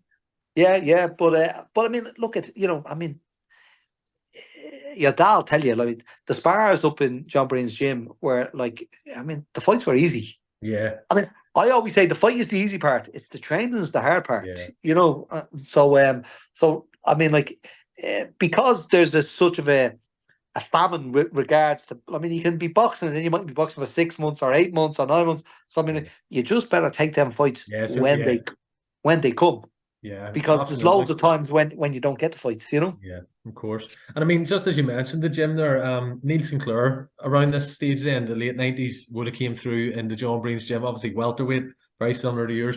I spoke to Neil in a podcast there a few months back, and he said you were one of the toughest spars he ever had. He says he says, we used to have some great spars. He says, one tough man. Yeah. So obviously Neil he was Barry Hearn fighter.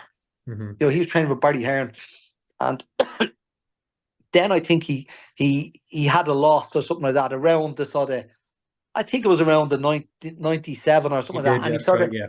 he went out boxing for a while, maybe a 6 month period or something, and then he came back. But when he came back, I had probably had about 7 wins and I was like middleweight.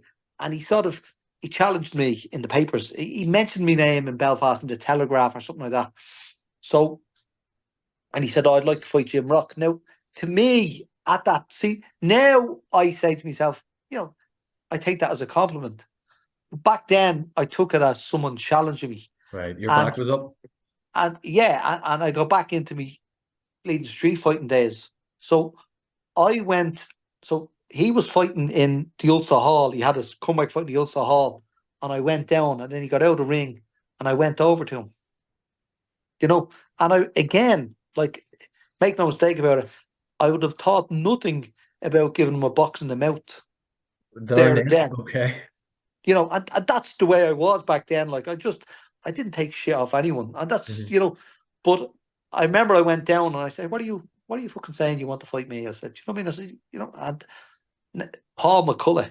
So who's the referee now. Yeah, oh yeah. So we only spoke about this a couple of years ago, me and Paul McCullough, and I said to him, I said, remember we nearly had a row, and he said, I never said that to anyone, Jim. I said, no, neither do I. But so Paul McCullough said, I think he knew by me that I was on the verge of giving him a box. So Paul sort of stepped in and said, I'll leave him. And I said, it's nothing to do with you. And he said, and we sort of looked at each other and had a bit of a standoff with each other. Now, bear in mind, I was living in Fra Brad. McCullough's house, and Fra Yeah. was my friend, and he was Fra's nephew. And he just, and I knew Paul was a tough, he's a tough guy as well in Oh God, Belfast. You know yeah, what I mean? yeah. Good boxer in his own right and all too. Yeah, like, he's given a few digs outside the ring, Outside the ring, yeah. you know. So I mean, like, so there was a bit of a sort of a standoff between me and him, and from then on, we sort of, when he came in, we just sort of looked at each other. We never sort of spoke or anything like that. Yeah. You know what I mean? There was a bit of a, you know. But But thankfully he got in between you and Neil otherwise. listen, if he hadn't got in, like I don't know whether I would have given him a box or not. And I know Neil, and I know from Neil now that, and then when he came to our gym, that like Neil wouldn't be a street fighter. No. Like, I think that would have shocked the life out of him. I don't think Yeah. he'd know what would happen if you gave him a box outside the ring, Yeah. because he's just, that's not in his nature. You know what I mean? Yeah. But for me, for someone to sort of challenge me, like, I always took it very personal. Yeah, you did. And and Absolutely. and now, like, looking back, like, I shouldn't have, but I did. That's just the way I was back then. Everything Yeah. was, he, like, I would have never challenged anyone or said that about anyone unless I was prepared to, let's say, whether it be in or out of the ring, Yeah. You took have a it go. literal. If someone You said know, they wanted to have you fight, that meant yeah. anyway. But then he came to our gym, and I remember the first time I sparred him. Like, I'm a very easy sparrer, as in, like, I don't get up for sparring. I just spar. I go through the rounds. I get me workout done, blah blah, and I wouldn't consider myself to be a good sparrer, even. You know what I mean? Hmm. Like, I fight a lot better than I spar. Okay. Whereas some fighters Leave it in the spar a lot gym. better. Yeah. Yeah, you know. So but I know when I sparred him the first time, I treated it really as a fight. But then Okay. It's something for to the prove to years, yourself. yeah, but for the years after that, we had some great fucking, like, he'd beat me some days, I'd beat him some Yeah. days, and I mean Yeah, but the we were two of your great. careers, you were both doing well around that time. It probably and Eamon as well. All three of you All of it. probably Well, brought each Eamon, other on, me and Eamon, what like Eamon, I credit with bringing me on the most. right? And realistically, like when I was an amateur, I always got beaten by southpaws, and I hated southpaws. So then I turned pro, and fuck me, I have to spar this fucker McGee, who's a great southpaw Yeah. every day. And I mean, like, and not only is he a great southpaw, but like he's a big digger. Now he's a bit lighter than me, but he's still a big digger. Oh yeah. And he's and he's like he's venomous with his punches. I mean, Yeah, yeah. you He know doesn't when waste anything. Him when he lets them go, there's always something yeah, behind him. but you know when he's bending down, he's hitting you these left hooks, but you know he's trying to break your ribs in a nice way. But like Right. In a nice way. he has that evil streak Yeah. in Which him. you maybe need, Ah, you especially in do. professional Look it, boxing. of course. You know what I mean? But Yeah. like he has a little bit more than most people. Put it like Yeah, that. You yeah. know what Fair I mean? enough. But look at we all trained and we all helped each other, and that was all. You know, Yeah. like I mean, like, you couldn't bring in sparring partners like that at the caliber that we were at there Oh yeah. for each other. You know, myself, Eamon, Neil, with Danny Juma, with Hmm. Mark Winters. I mean, That's like right. with Oscar Cheque as well. You know what I mean? I mean, Yeah, it was just it was. we were all around the same weight, so we all bounced off each other and all learned off each other. No, brilliant. And then something I suppose now that we're talking about Neil Sinclair and stuff there, around 2003, then you had that big opportunity against Takaloo, which back then it was the Odyssey. Remember, it was the this new arena, and Yeah, Neil Sinclair was going to be defending his British title to win it outright, and then you were fighting Takaloo. I remember watching that fight in the house, and I thought you boxed so well that night. You were yeah. boxing really well, you were doing well, and then obviously he caught you that shot. Tell us about obviously what you made of that fight. So the Takaloo fight again came out of nowhere. So Frank Warren was in Belfast for some reason, something to do with some fight. I think there was a fight on a couple of months before that, 6 months before or something like that. And Mickey Hughes, do you remember Mickey Hughes? Oh yeah, Mickey Hughes. Oh god, yeah, yeah. He used to always drive around Eamon and stuff, and Yeah. his son now, So yeah, I would say, yeah.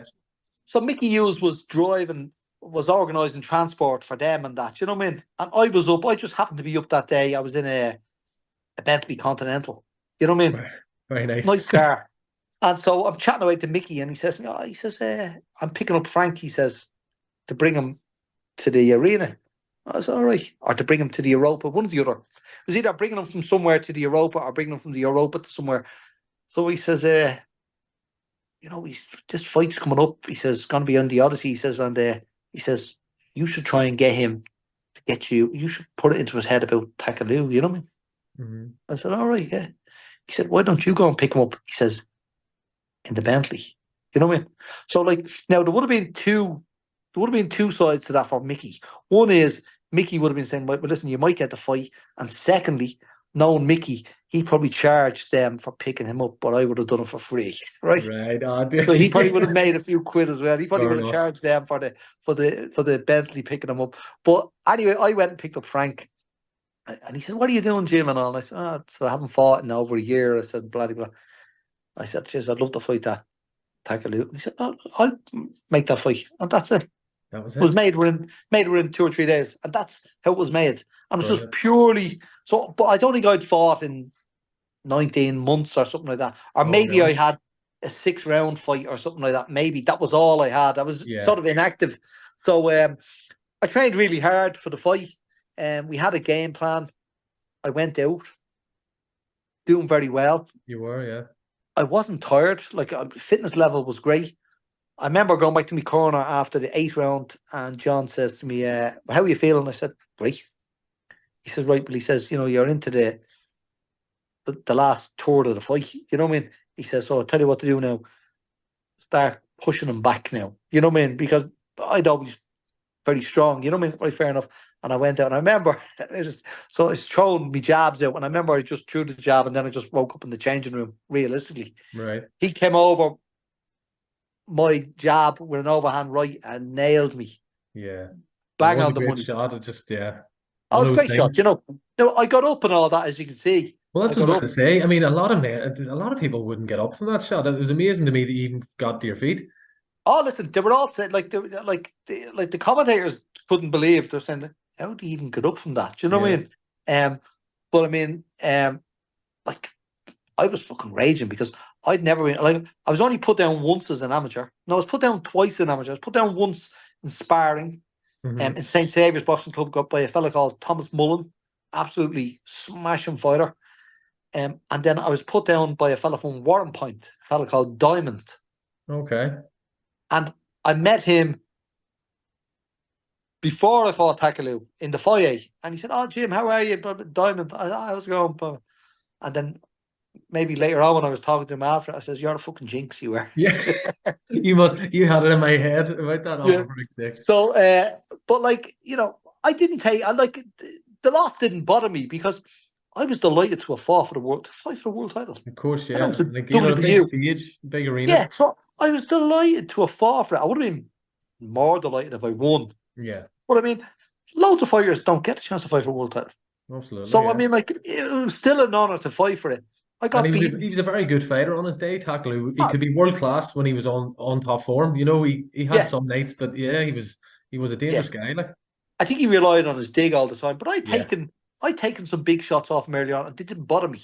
So I mean, like, you know, and one thing I said all the time in all the interviews coming up, I said, like, I don't care how big a digger he is. I said he won't be putting me down, yeah. but he did.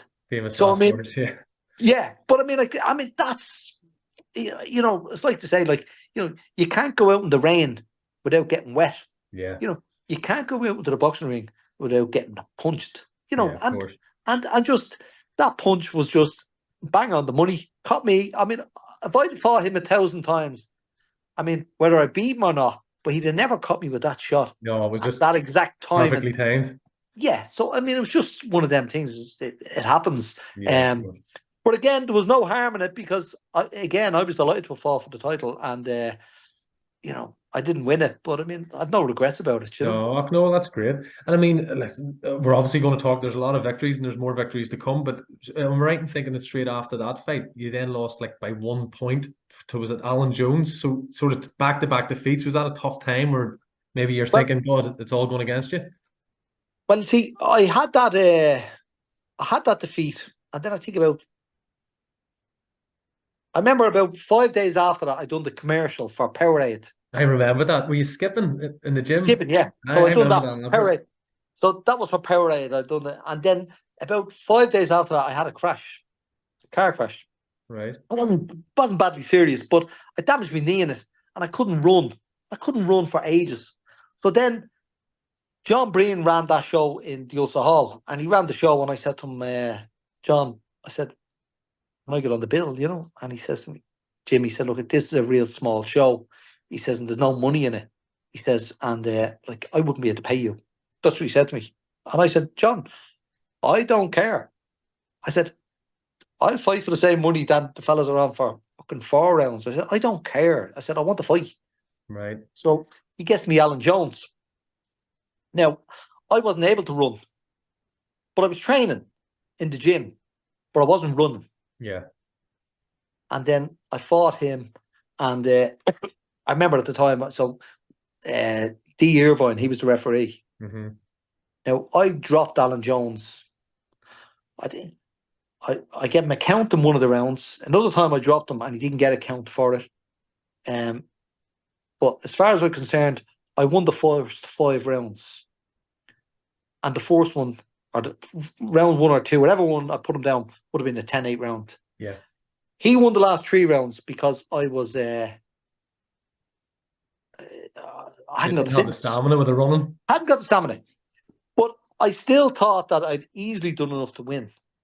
And then I was fucking raging that I didn't Yeah. get, like, because even if you get sort of beaten in your hometown and it's a close enough fight, well, you get the rub of the green usually. Yeah.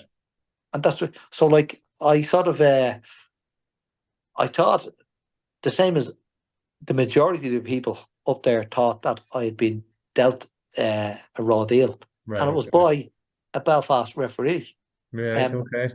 and again, me being me and having to have me say, I said something to D. Irvine about it, and there was some sort of podcast on there only a few weeks ago. And I don't Yeah, know so who done yeah, it. yeah, the Rocky Road one I think he did with The Rocky Road one. yeah. So I got word through that. Listen, Jim, there's something said on this podcast about you, and I said, "Oh, was that right?" They said, "Yeah." They said, D. Irvine said that they were asking about how if he's ever been, and he said, "Yeah." He said, "I was threatened by Jim Rock." Right. So the lad said to me, he said, "Like, you know what?" And I said, "Well, I said, I don't know if I threatened him. I said, I probably told him I'd give him a fucking box or something like that." I said, I said, in my head, I said I was entitled to say that. I said, because Yeah. I think that he stitched me up. Um, and I still say it was a bad decision. Yeah.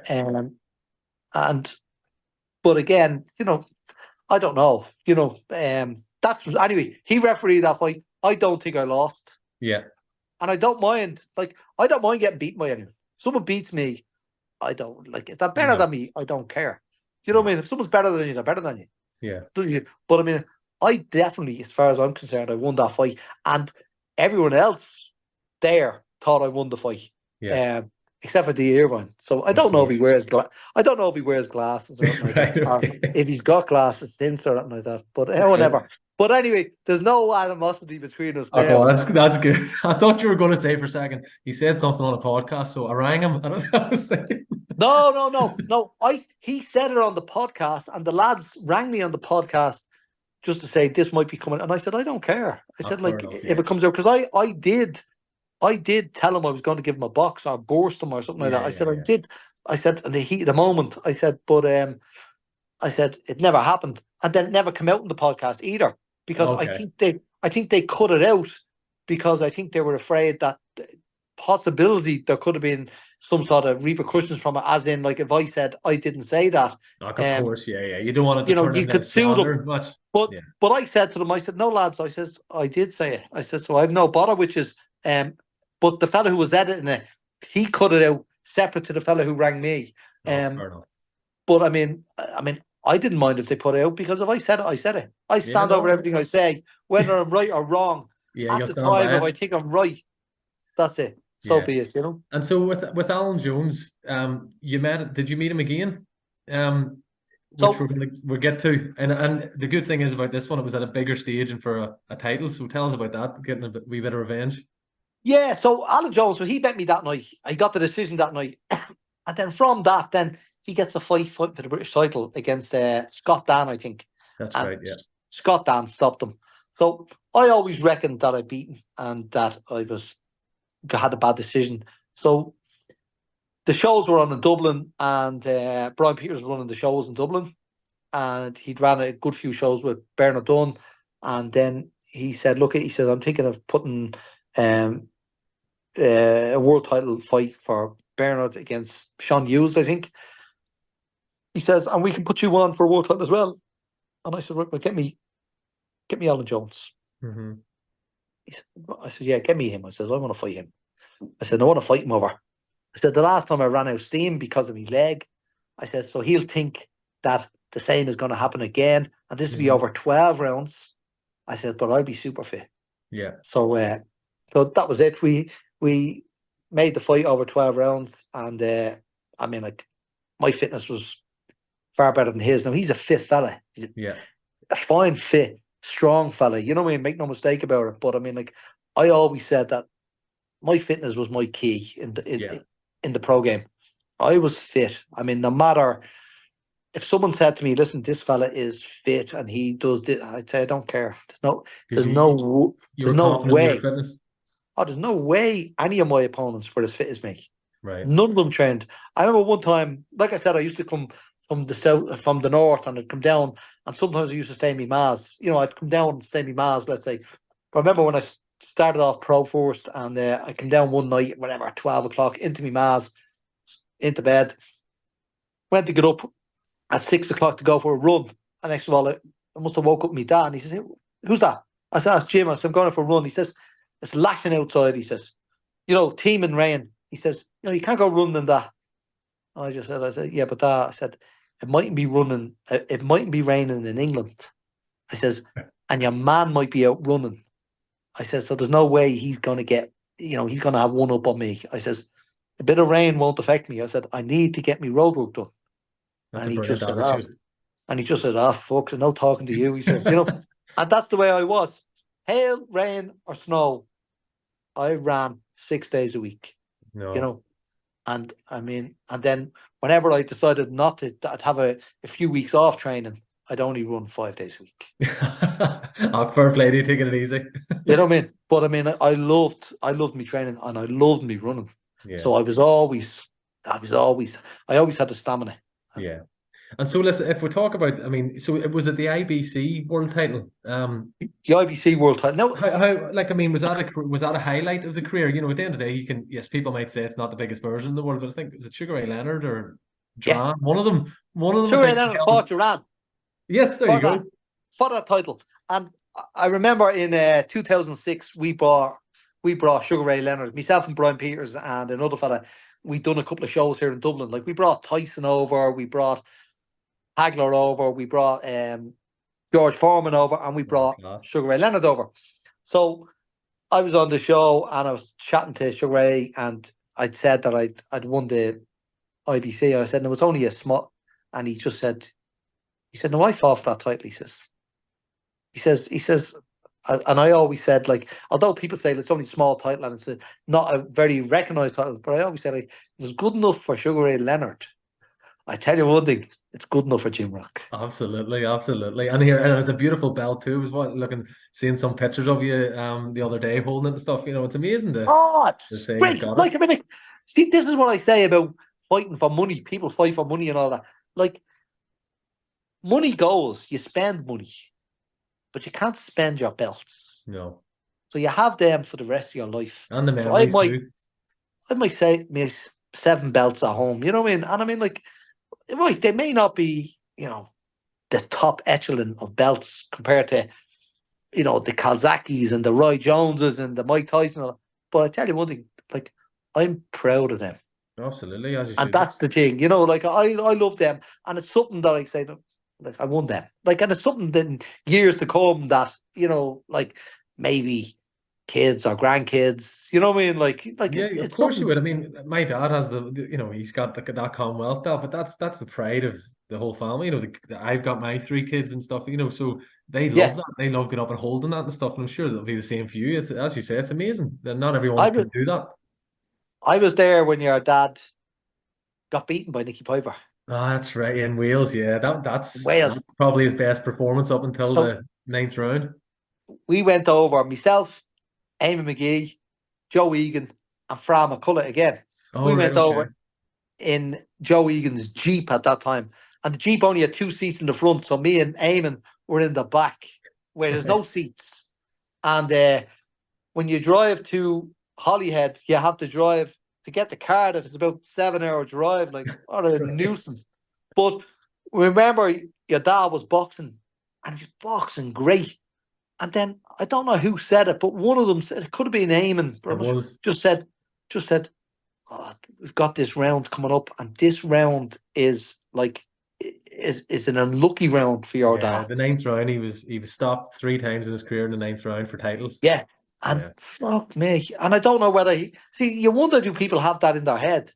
I think subconsciously. You never know, and I think Nicky was coming on too, so probably the combination of the two. Yeah, Nicky was a great fighter as well, but still, yeah.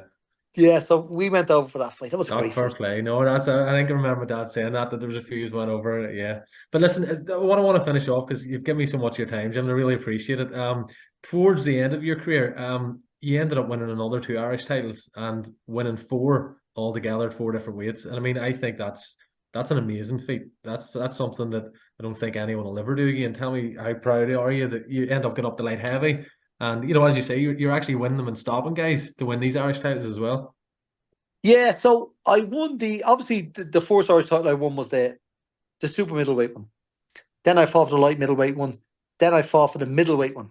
Now, when I fought for the middleweight one, I fought a fellow called Kevin Phelan, and I stopped him in the 7th round. But John Duddy was over, and he was doing the commentary for RTE, co-commentary, and his people were over, and then they had mooted a fight for me and John to fight in Madison Square Garden. That would have been a great fight. Yeah. So now John was a terrific fighter. So John was the IBA World Middleweight title holder. That's right. I was the IBC. So two of us had Small smaller unification. Yeah, smaller world titles. But it was got to be for the Irish title. But John was obviously a younger fighter than me, you know what I mean? And was probably a lot more active than me. But I always thought that, he cut it fairly. Yeah, he did have a few bad cuts, that's right. I did a few bad cuts. So, like, I knew that he was certainly a younger and fresher fighter. But I'd always said to myself, no, I'll easily match him for toughness. Mm-hmm. You know what I mean? And fitness, yes. And then his youthfulness will probably be negated by the cuts that he gets. And I was saying, I might get him on the cuts or something like that. But they came over. The fight was meant to be in August, Madison Square Garden. We'd agreed to that, and they never sent contracts. And we were at them and at them and at them. And then I was going away I had a holiday planned to Turkey, and I remember saying to Brian Pierce, listen, I go to Turkey 2 weeks' time. I said, if this fight's if they don't send a contract, I'm not wasting time here, you know what I mean?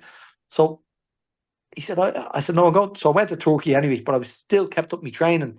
And while I was over there, they said, right, listen, the fight's had to be changed to Las Vegas now. It's on a world heavyweight title fight. It was for about the 9th of August. And I said, yeah, that's fine. That'll do me. I said, send the contracts. You know what I mean? Never sent the contract. So the fight just fizzled out then. Yeah. It's a shame because that would have been great. Oh, like win or lose, like it would have been imagine fighting on a world heavyweight title. Yeah, of course. And you know what I mean? Your two styles would have gelled, I think, really well actually. Because Joe was similar. I think it would have been a humdinger of a fight now. You know what I mean? And yeah. no matter who won or lost, you can bet that fight would have went the distance. Absolutely. And would have been just probably should have had it in a phone box or something like that. Maybe you know what I mean?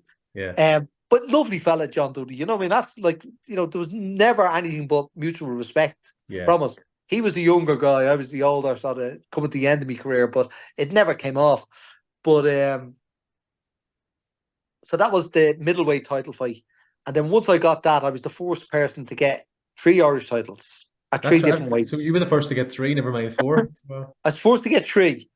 So then I just said to Brian Peters, and I said to him, why don't we get the light heavyweight? You know what I mean? Yeah. So then I think a year later, we fought John Joe Finnegan. And really, he was only a super middleweight anyway. Yeah. But the fight was, I think I weighed about 12 stone 2. So I just weighed over the super middleweight limit and stopped him in the 7th round as well. But again, like, Brian Peters was all about, I mean, he was a great man for Irish boxing. He was, oh God, yeah. I remember that. The Bernard Dunn around the 2000s. Yeah. It was great. And on RT as well, which we're missing now. You don't get the domestic fights on RT anymore. Yeah, he put everything together. You know, he put the television package together, put the sponsors together, put everything together. Never gets the credit that he deserves. Yeah. And still is, like, he's very much involved still. Katie Taylor, he's still involved there, is he? Oh, he is, yeah. And to be a lot more fighters he's involved with that you would never, you behind wouldn't the even scenes. know. Yeah, you wouldn't even know. But like, terrific guy, and like, I don't think there's ever going to be anyone in Ireland again like him. I mean, he was the next one after Barney Eastwood. That's right, yeah. You know, and but unfortunately, there's no one has been able to sort of replicate that now since then. You know. That's it. And another couple of things just to finish off on. Did you enjoy the punditry that you used to do at RT? Because I also thought you spoke really well around that time. I remember watching it. You were still fighting, I think, at that time too. Yeah, I was fighting as well. So again, Brian Peters, I have to thank for that. Right. Got me the punditry. Because I mean, like, I didn't think I would have got a job working for RTE as such. You know what I mean? But I love doing it. Every night, like, if I was doing the fights, I'd do my notes out the night before, bring them in, recap them the next day, and so on and so forth. So I had all my facts right. And I always think that I tried to be as honest as I could when I was talking. Yeah. And sometimes, like, some fighters didn't like that. Some Irish fighters even because I used to sort of say, I used to say, listen, if they didn't fight well, I'd say it. Yeah. If I thought you were beaten, I'd say it. But If they done the something viewers wrong, appreciate that. yeah. So that's what I used to say. So loads of times I had fighters, they'd say to me, "Oh, listen, thanks very much. You spoke very highly of me." And I said, "Yeah, that's grand." I said, "But look, see next time you fight, you see if you fight shy, like I'll be saying it, Yeah. And sometimes you'd say things and the fighters never used to give me stick, but I used to get stick off this fella from. He was a fan of Andy Lee. Mm-hmm. And he used to always give out to me. And he used to say, "Oh, you don't give Andy Lee enough." And I used to say, "Listen," I say, I just pick up some of the negative things and I Yeah. say them. You know what I mean? I said, like, But you're Andy coming from Lee. a good place. You're coming from a place of maybe saying this is what he needs to work on if he wants to go Yeah, up the level. like I remember I think I said it to Andy a few months ago. Like, so there was Andy Lee, there was John Duddy, and there was Matthew Macklin, right? So they were the three top middleweights from this country. You know what I mean? And I thought the three of them were great. But I always thought that Macklin was the best. Then I thought Duddy, Mm-hmm. and then I thought Andy Lee. And yet Andy Lee is the only one who won the world title out of them. That's right. Yeah. Right? So like, but like, because the way Duddy fights and the way Macklin fights, they be similar to me.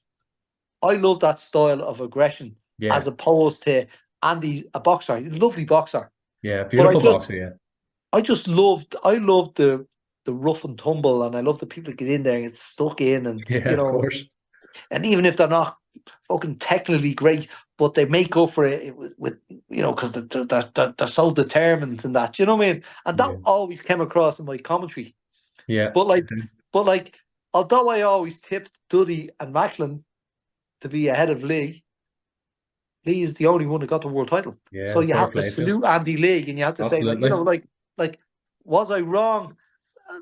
I still don't think I was wrong, even though I was.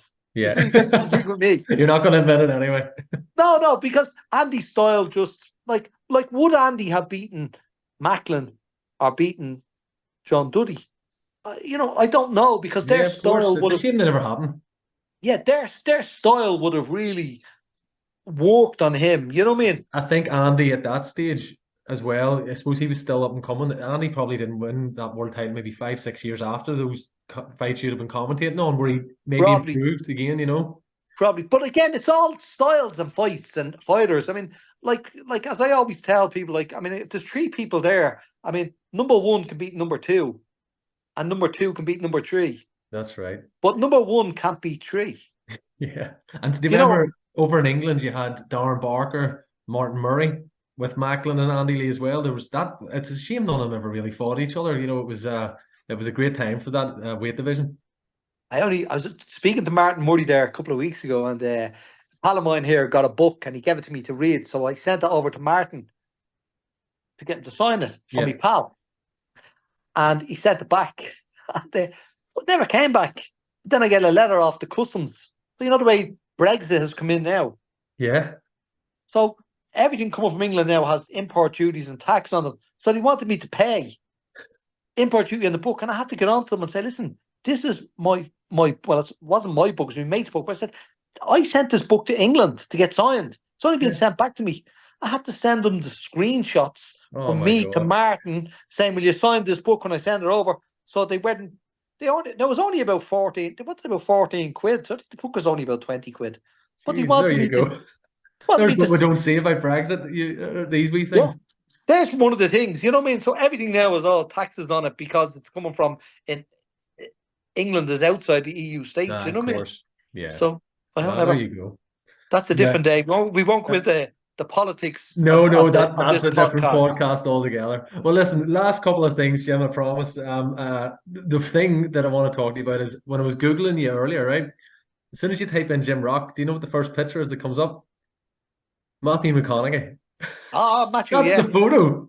So, and then I looked into it. There's a wee bit of a story there. Could you tell us a wee bit about how you got involved with Matthew McConaughey? How'd that come along? The Hollywood star.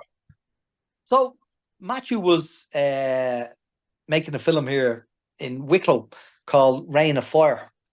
I don't think it done great now in the thing, but anyway, I got to meet him. I don't know how. I think I met him in a gym in Dublin that we trained in the Olympus boxing gym, and I became very good pals with him. And then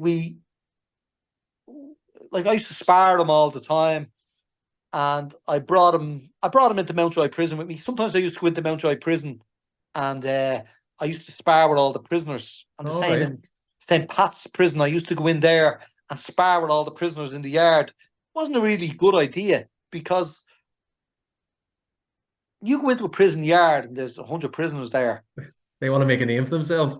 They want to make a name for themselves and they don't want to lose face Of course. in front of all the other prisoners. So they're trying to take your head off. Now, they don't have gum shields, so I never wore gum shields either. So what would happen was I wouldn't wear a gum shield because they didn't have one. But once there was blood spilled, the prison wardens would normally call a halt to it. So when they got too, like you can imagine these guys that pumping weights and all, and they're huge and all that, they're very strong. You feel, but I'd immediately just burst open their mouth on purpose, and then once the blood had come out, it would take it off. Yeah. But I had Matthew in there. I brought him in. He couldn't believe it, and he wasn't sparring the prisoners. So I sparred all the prisoners. Then I was sparring Matthew in Mountjoy, and I have a picture of us all in Mountjoy Prison and that. But I trained him. He was making that film, and he was in a fight scene in it with Christian Bale. All right. And so I trained him, and not for that fight, not for the film scene, but he just was involved in the boxing, and so we became very good friends. And how was he at the boxing? He was very good, very tough. Was he, yeah? He trained every day, and that. I had him in Belfast. I had him in the gym. I had him in Brian's gym. He was in Belfast then when I got married in 2001. He came up for the wedding. Oh, fantastic. Lovely fella. And he's a real cool guy. Like, is he like that in real life? He comes across very cool. Oh, look, he's gas. Yeah. I think the last time I seen him, now that was 2000 and the end of 2000 and 2001, and then in 2006 we had with a couple of dogs running in the Greyhound Derby in London, and we went over there, and Matthew was making the film called Sahara in France, and so he flew from France over and spent the night with us there, and we had good crack with him. But I haven't seen him since. You know what I mean? Yeah, listen, lovely fella, and great times we had now. You know what I mean? Like, no, that's good. I had to throw it in because when I seen that photo and I read about it, I went, I'm going to have to ask him about that because that's a great one to say. Yeah. Again, it's all thanks to the boxing that you get to meet these people, and I trained a few people like that. I done a bit of training with Flatley, done a bit of training with Kirsten Winnick, done another bit with a couple of the lads out of Vikings, and then done a bit with one of the Spice Girls and that. A couple of the Spice Girls I trained as well. You know what I mean? But the boxing opens the doors to all this, so no, that's fantastic. That's the thing. That's what I say. Boxing opened up so many doors for me, and opened up doors and again when I be in my garage and I do the commentary on RTE, and then all of a sudden you get people come in. So obviously at home and they say, "Oh, that's your man that has the garage there," and they just come in and they might be looking for a car and they end up buying one. Everything has a follow-on course from it. You know what I mean?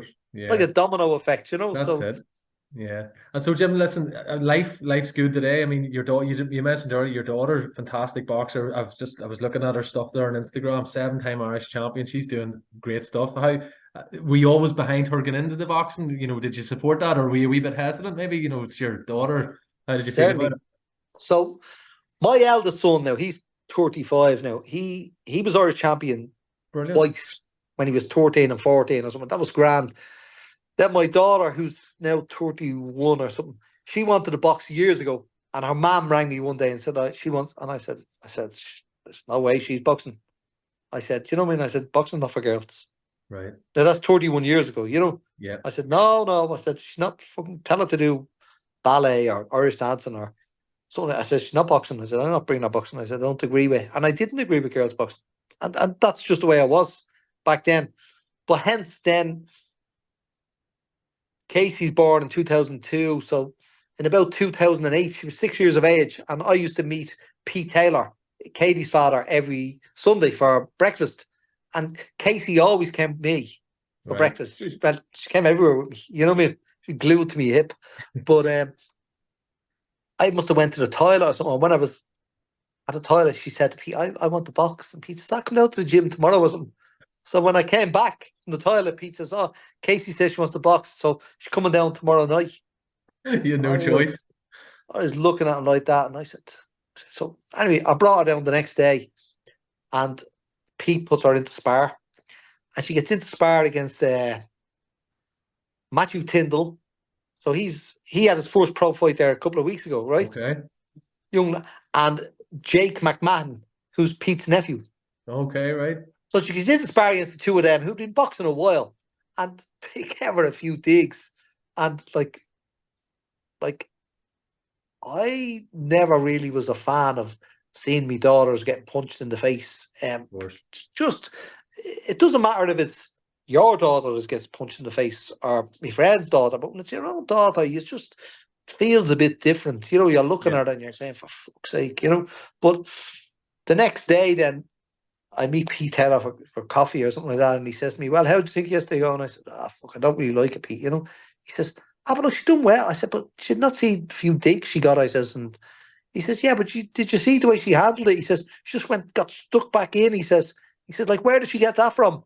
You know? Yeah. And I said, I know where she gets it from. I said, but it doesn't mean that I fucking like it. Mm-hmm. I said, like, whatever about a fella having a flat nose and all that. I said, it doesn't look that good on a girl. I said, I just, you know, and I still worry about, you know, there's never been much publicised about it, but like, I mean, all the body punches, let's say, that a fella gets and blah de blah, like, and they're sore, you know, and they're hurtful punches, mm-hmm. and the girls are getting, I mean, like, that's where they have all their reproductive organs and all that. Yeah, you know what I mean?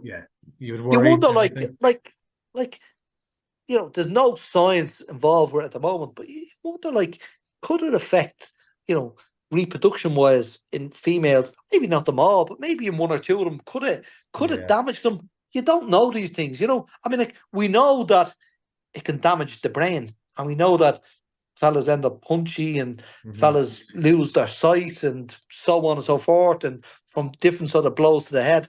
So I mean, like, of course it can do damage down there. So we don't know whether that's what I worry about. Let's say, of course. But you have to, you obviously have to support her. That's the path that she's on. She's doing fantastic at it too, obviously. So I'm her biggest supporter. So I mean, like, you know, but it doesn't mean you don't think about these things in the background, you know, and it's only natural, you know. But she is doing very well, and she still, I mean, like, she still has hopes to go to the Olympics next year. But it's become like, I think there's a couple of box offs coming up, and hopefully she gets into one of them, and we'll see what happens. You know what I mean? But she's only 21 years of age. She's young, but she's a long way to go. She's doing very young. It's great to keep the family name going anyway, and but that's it. That boxing pedigree going.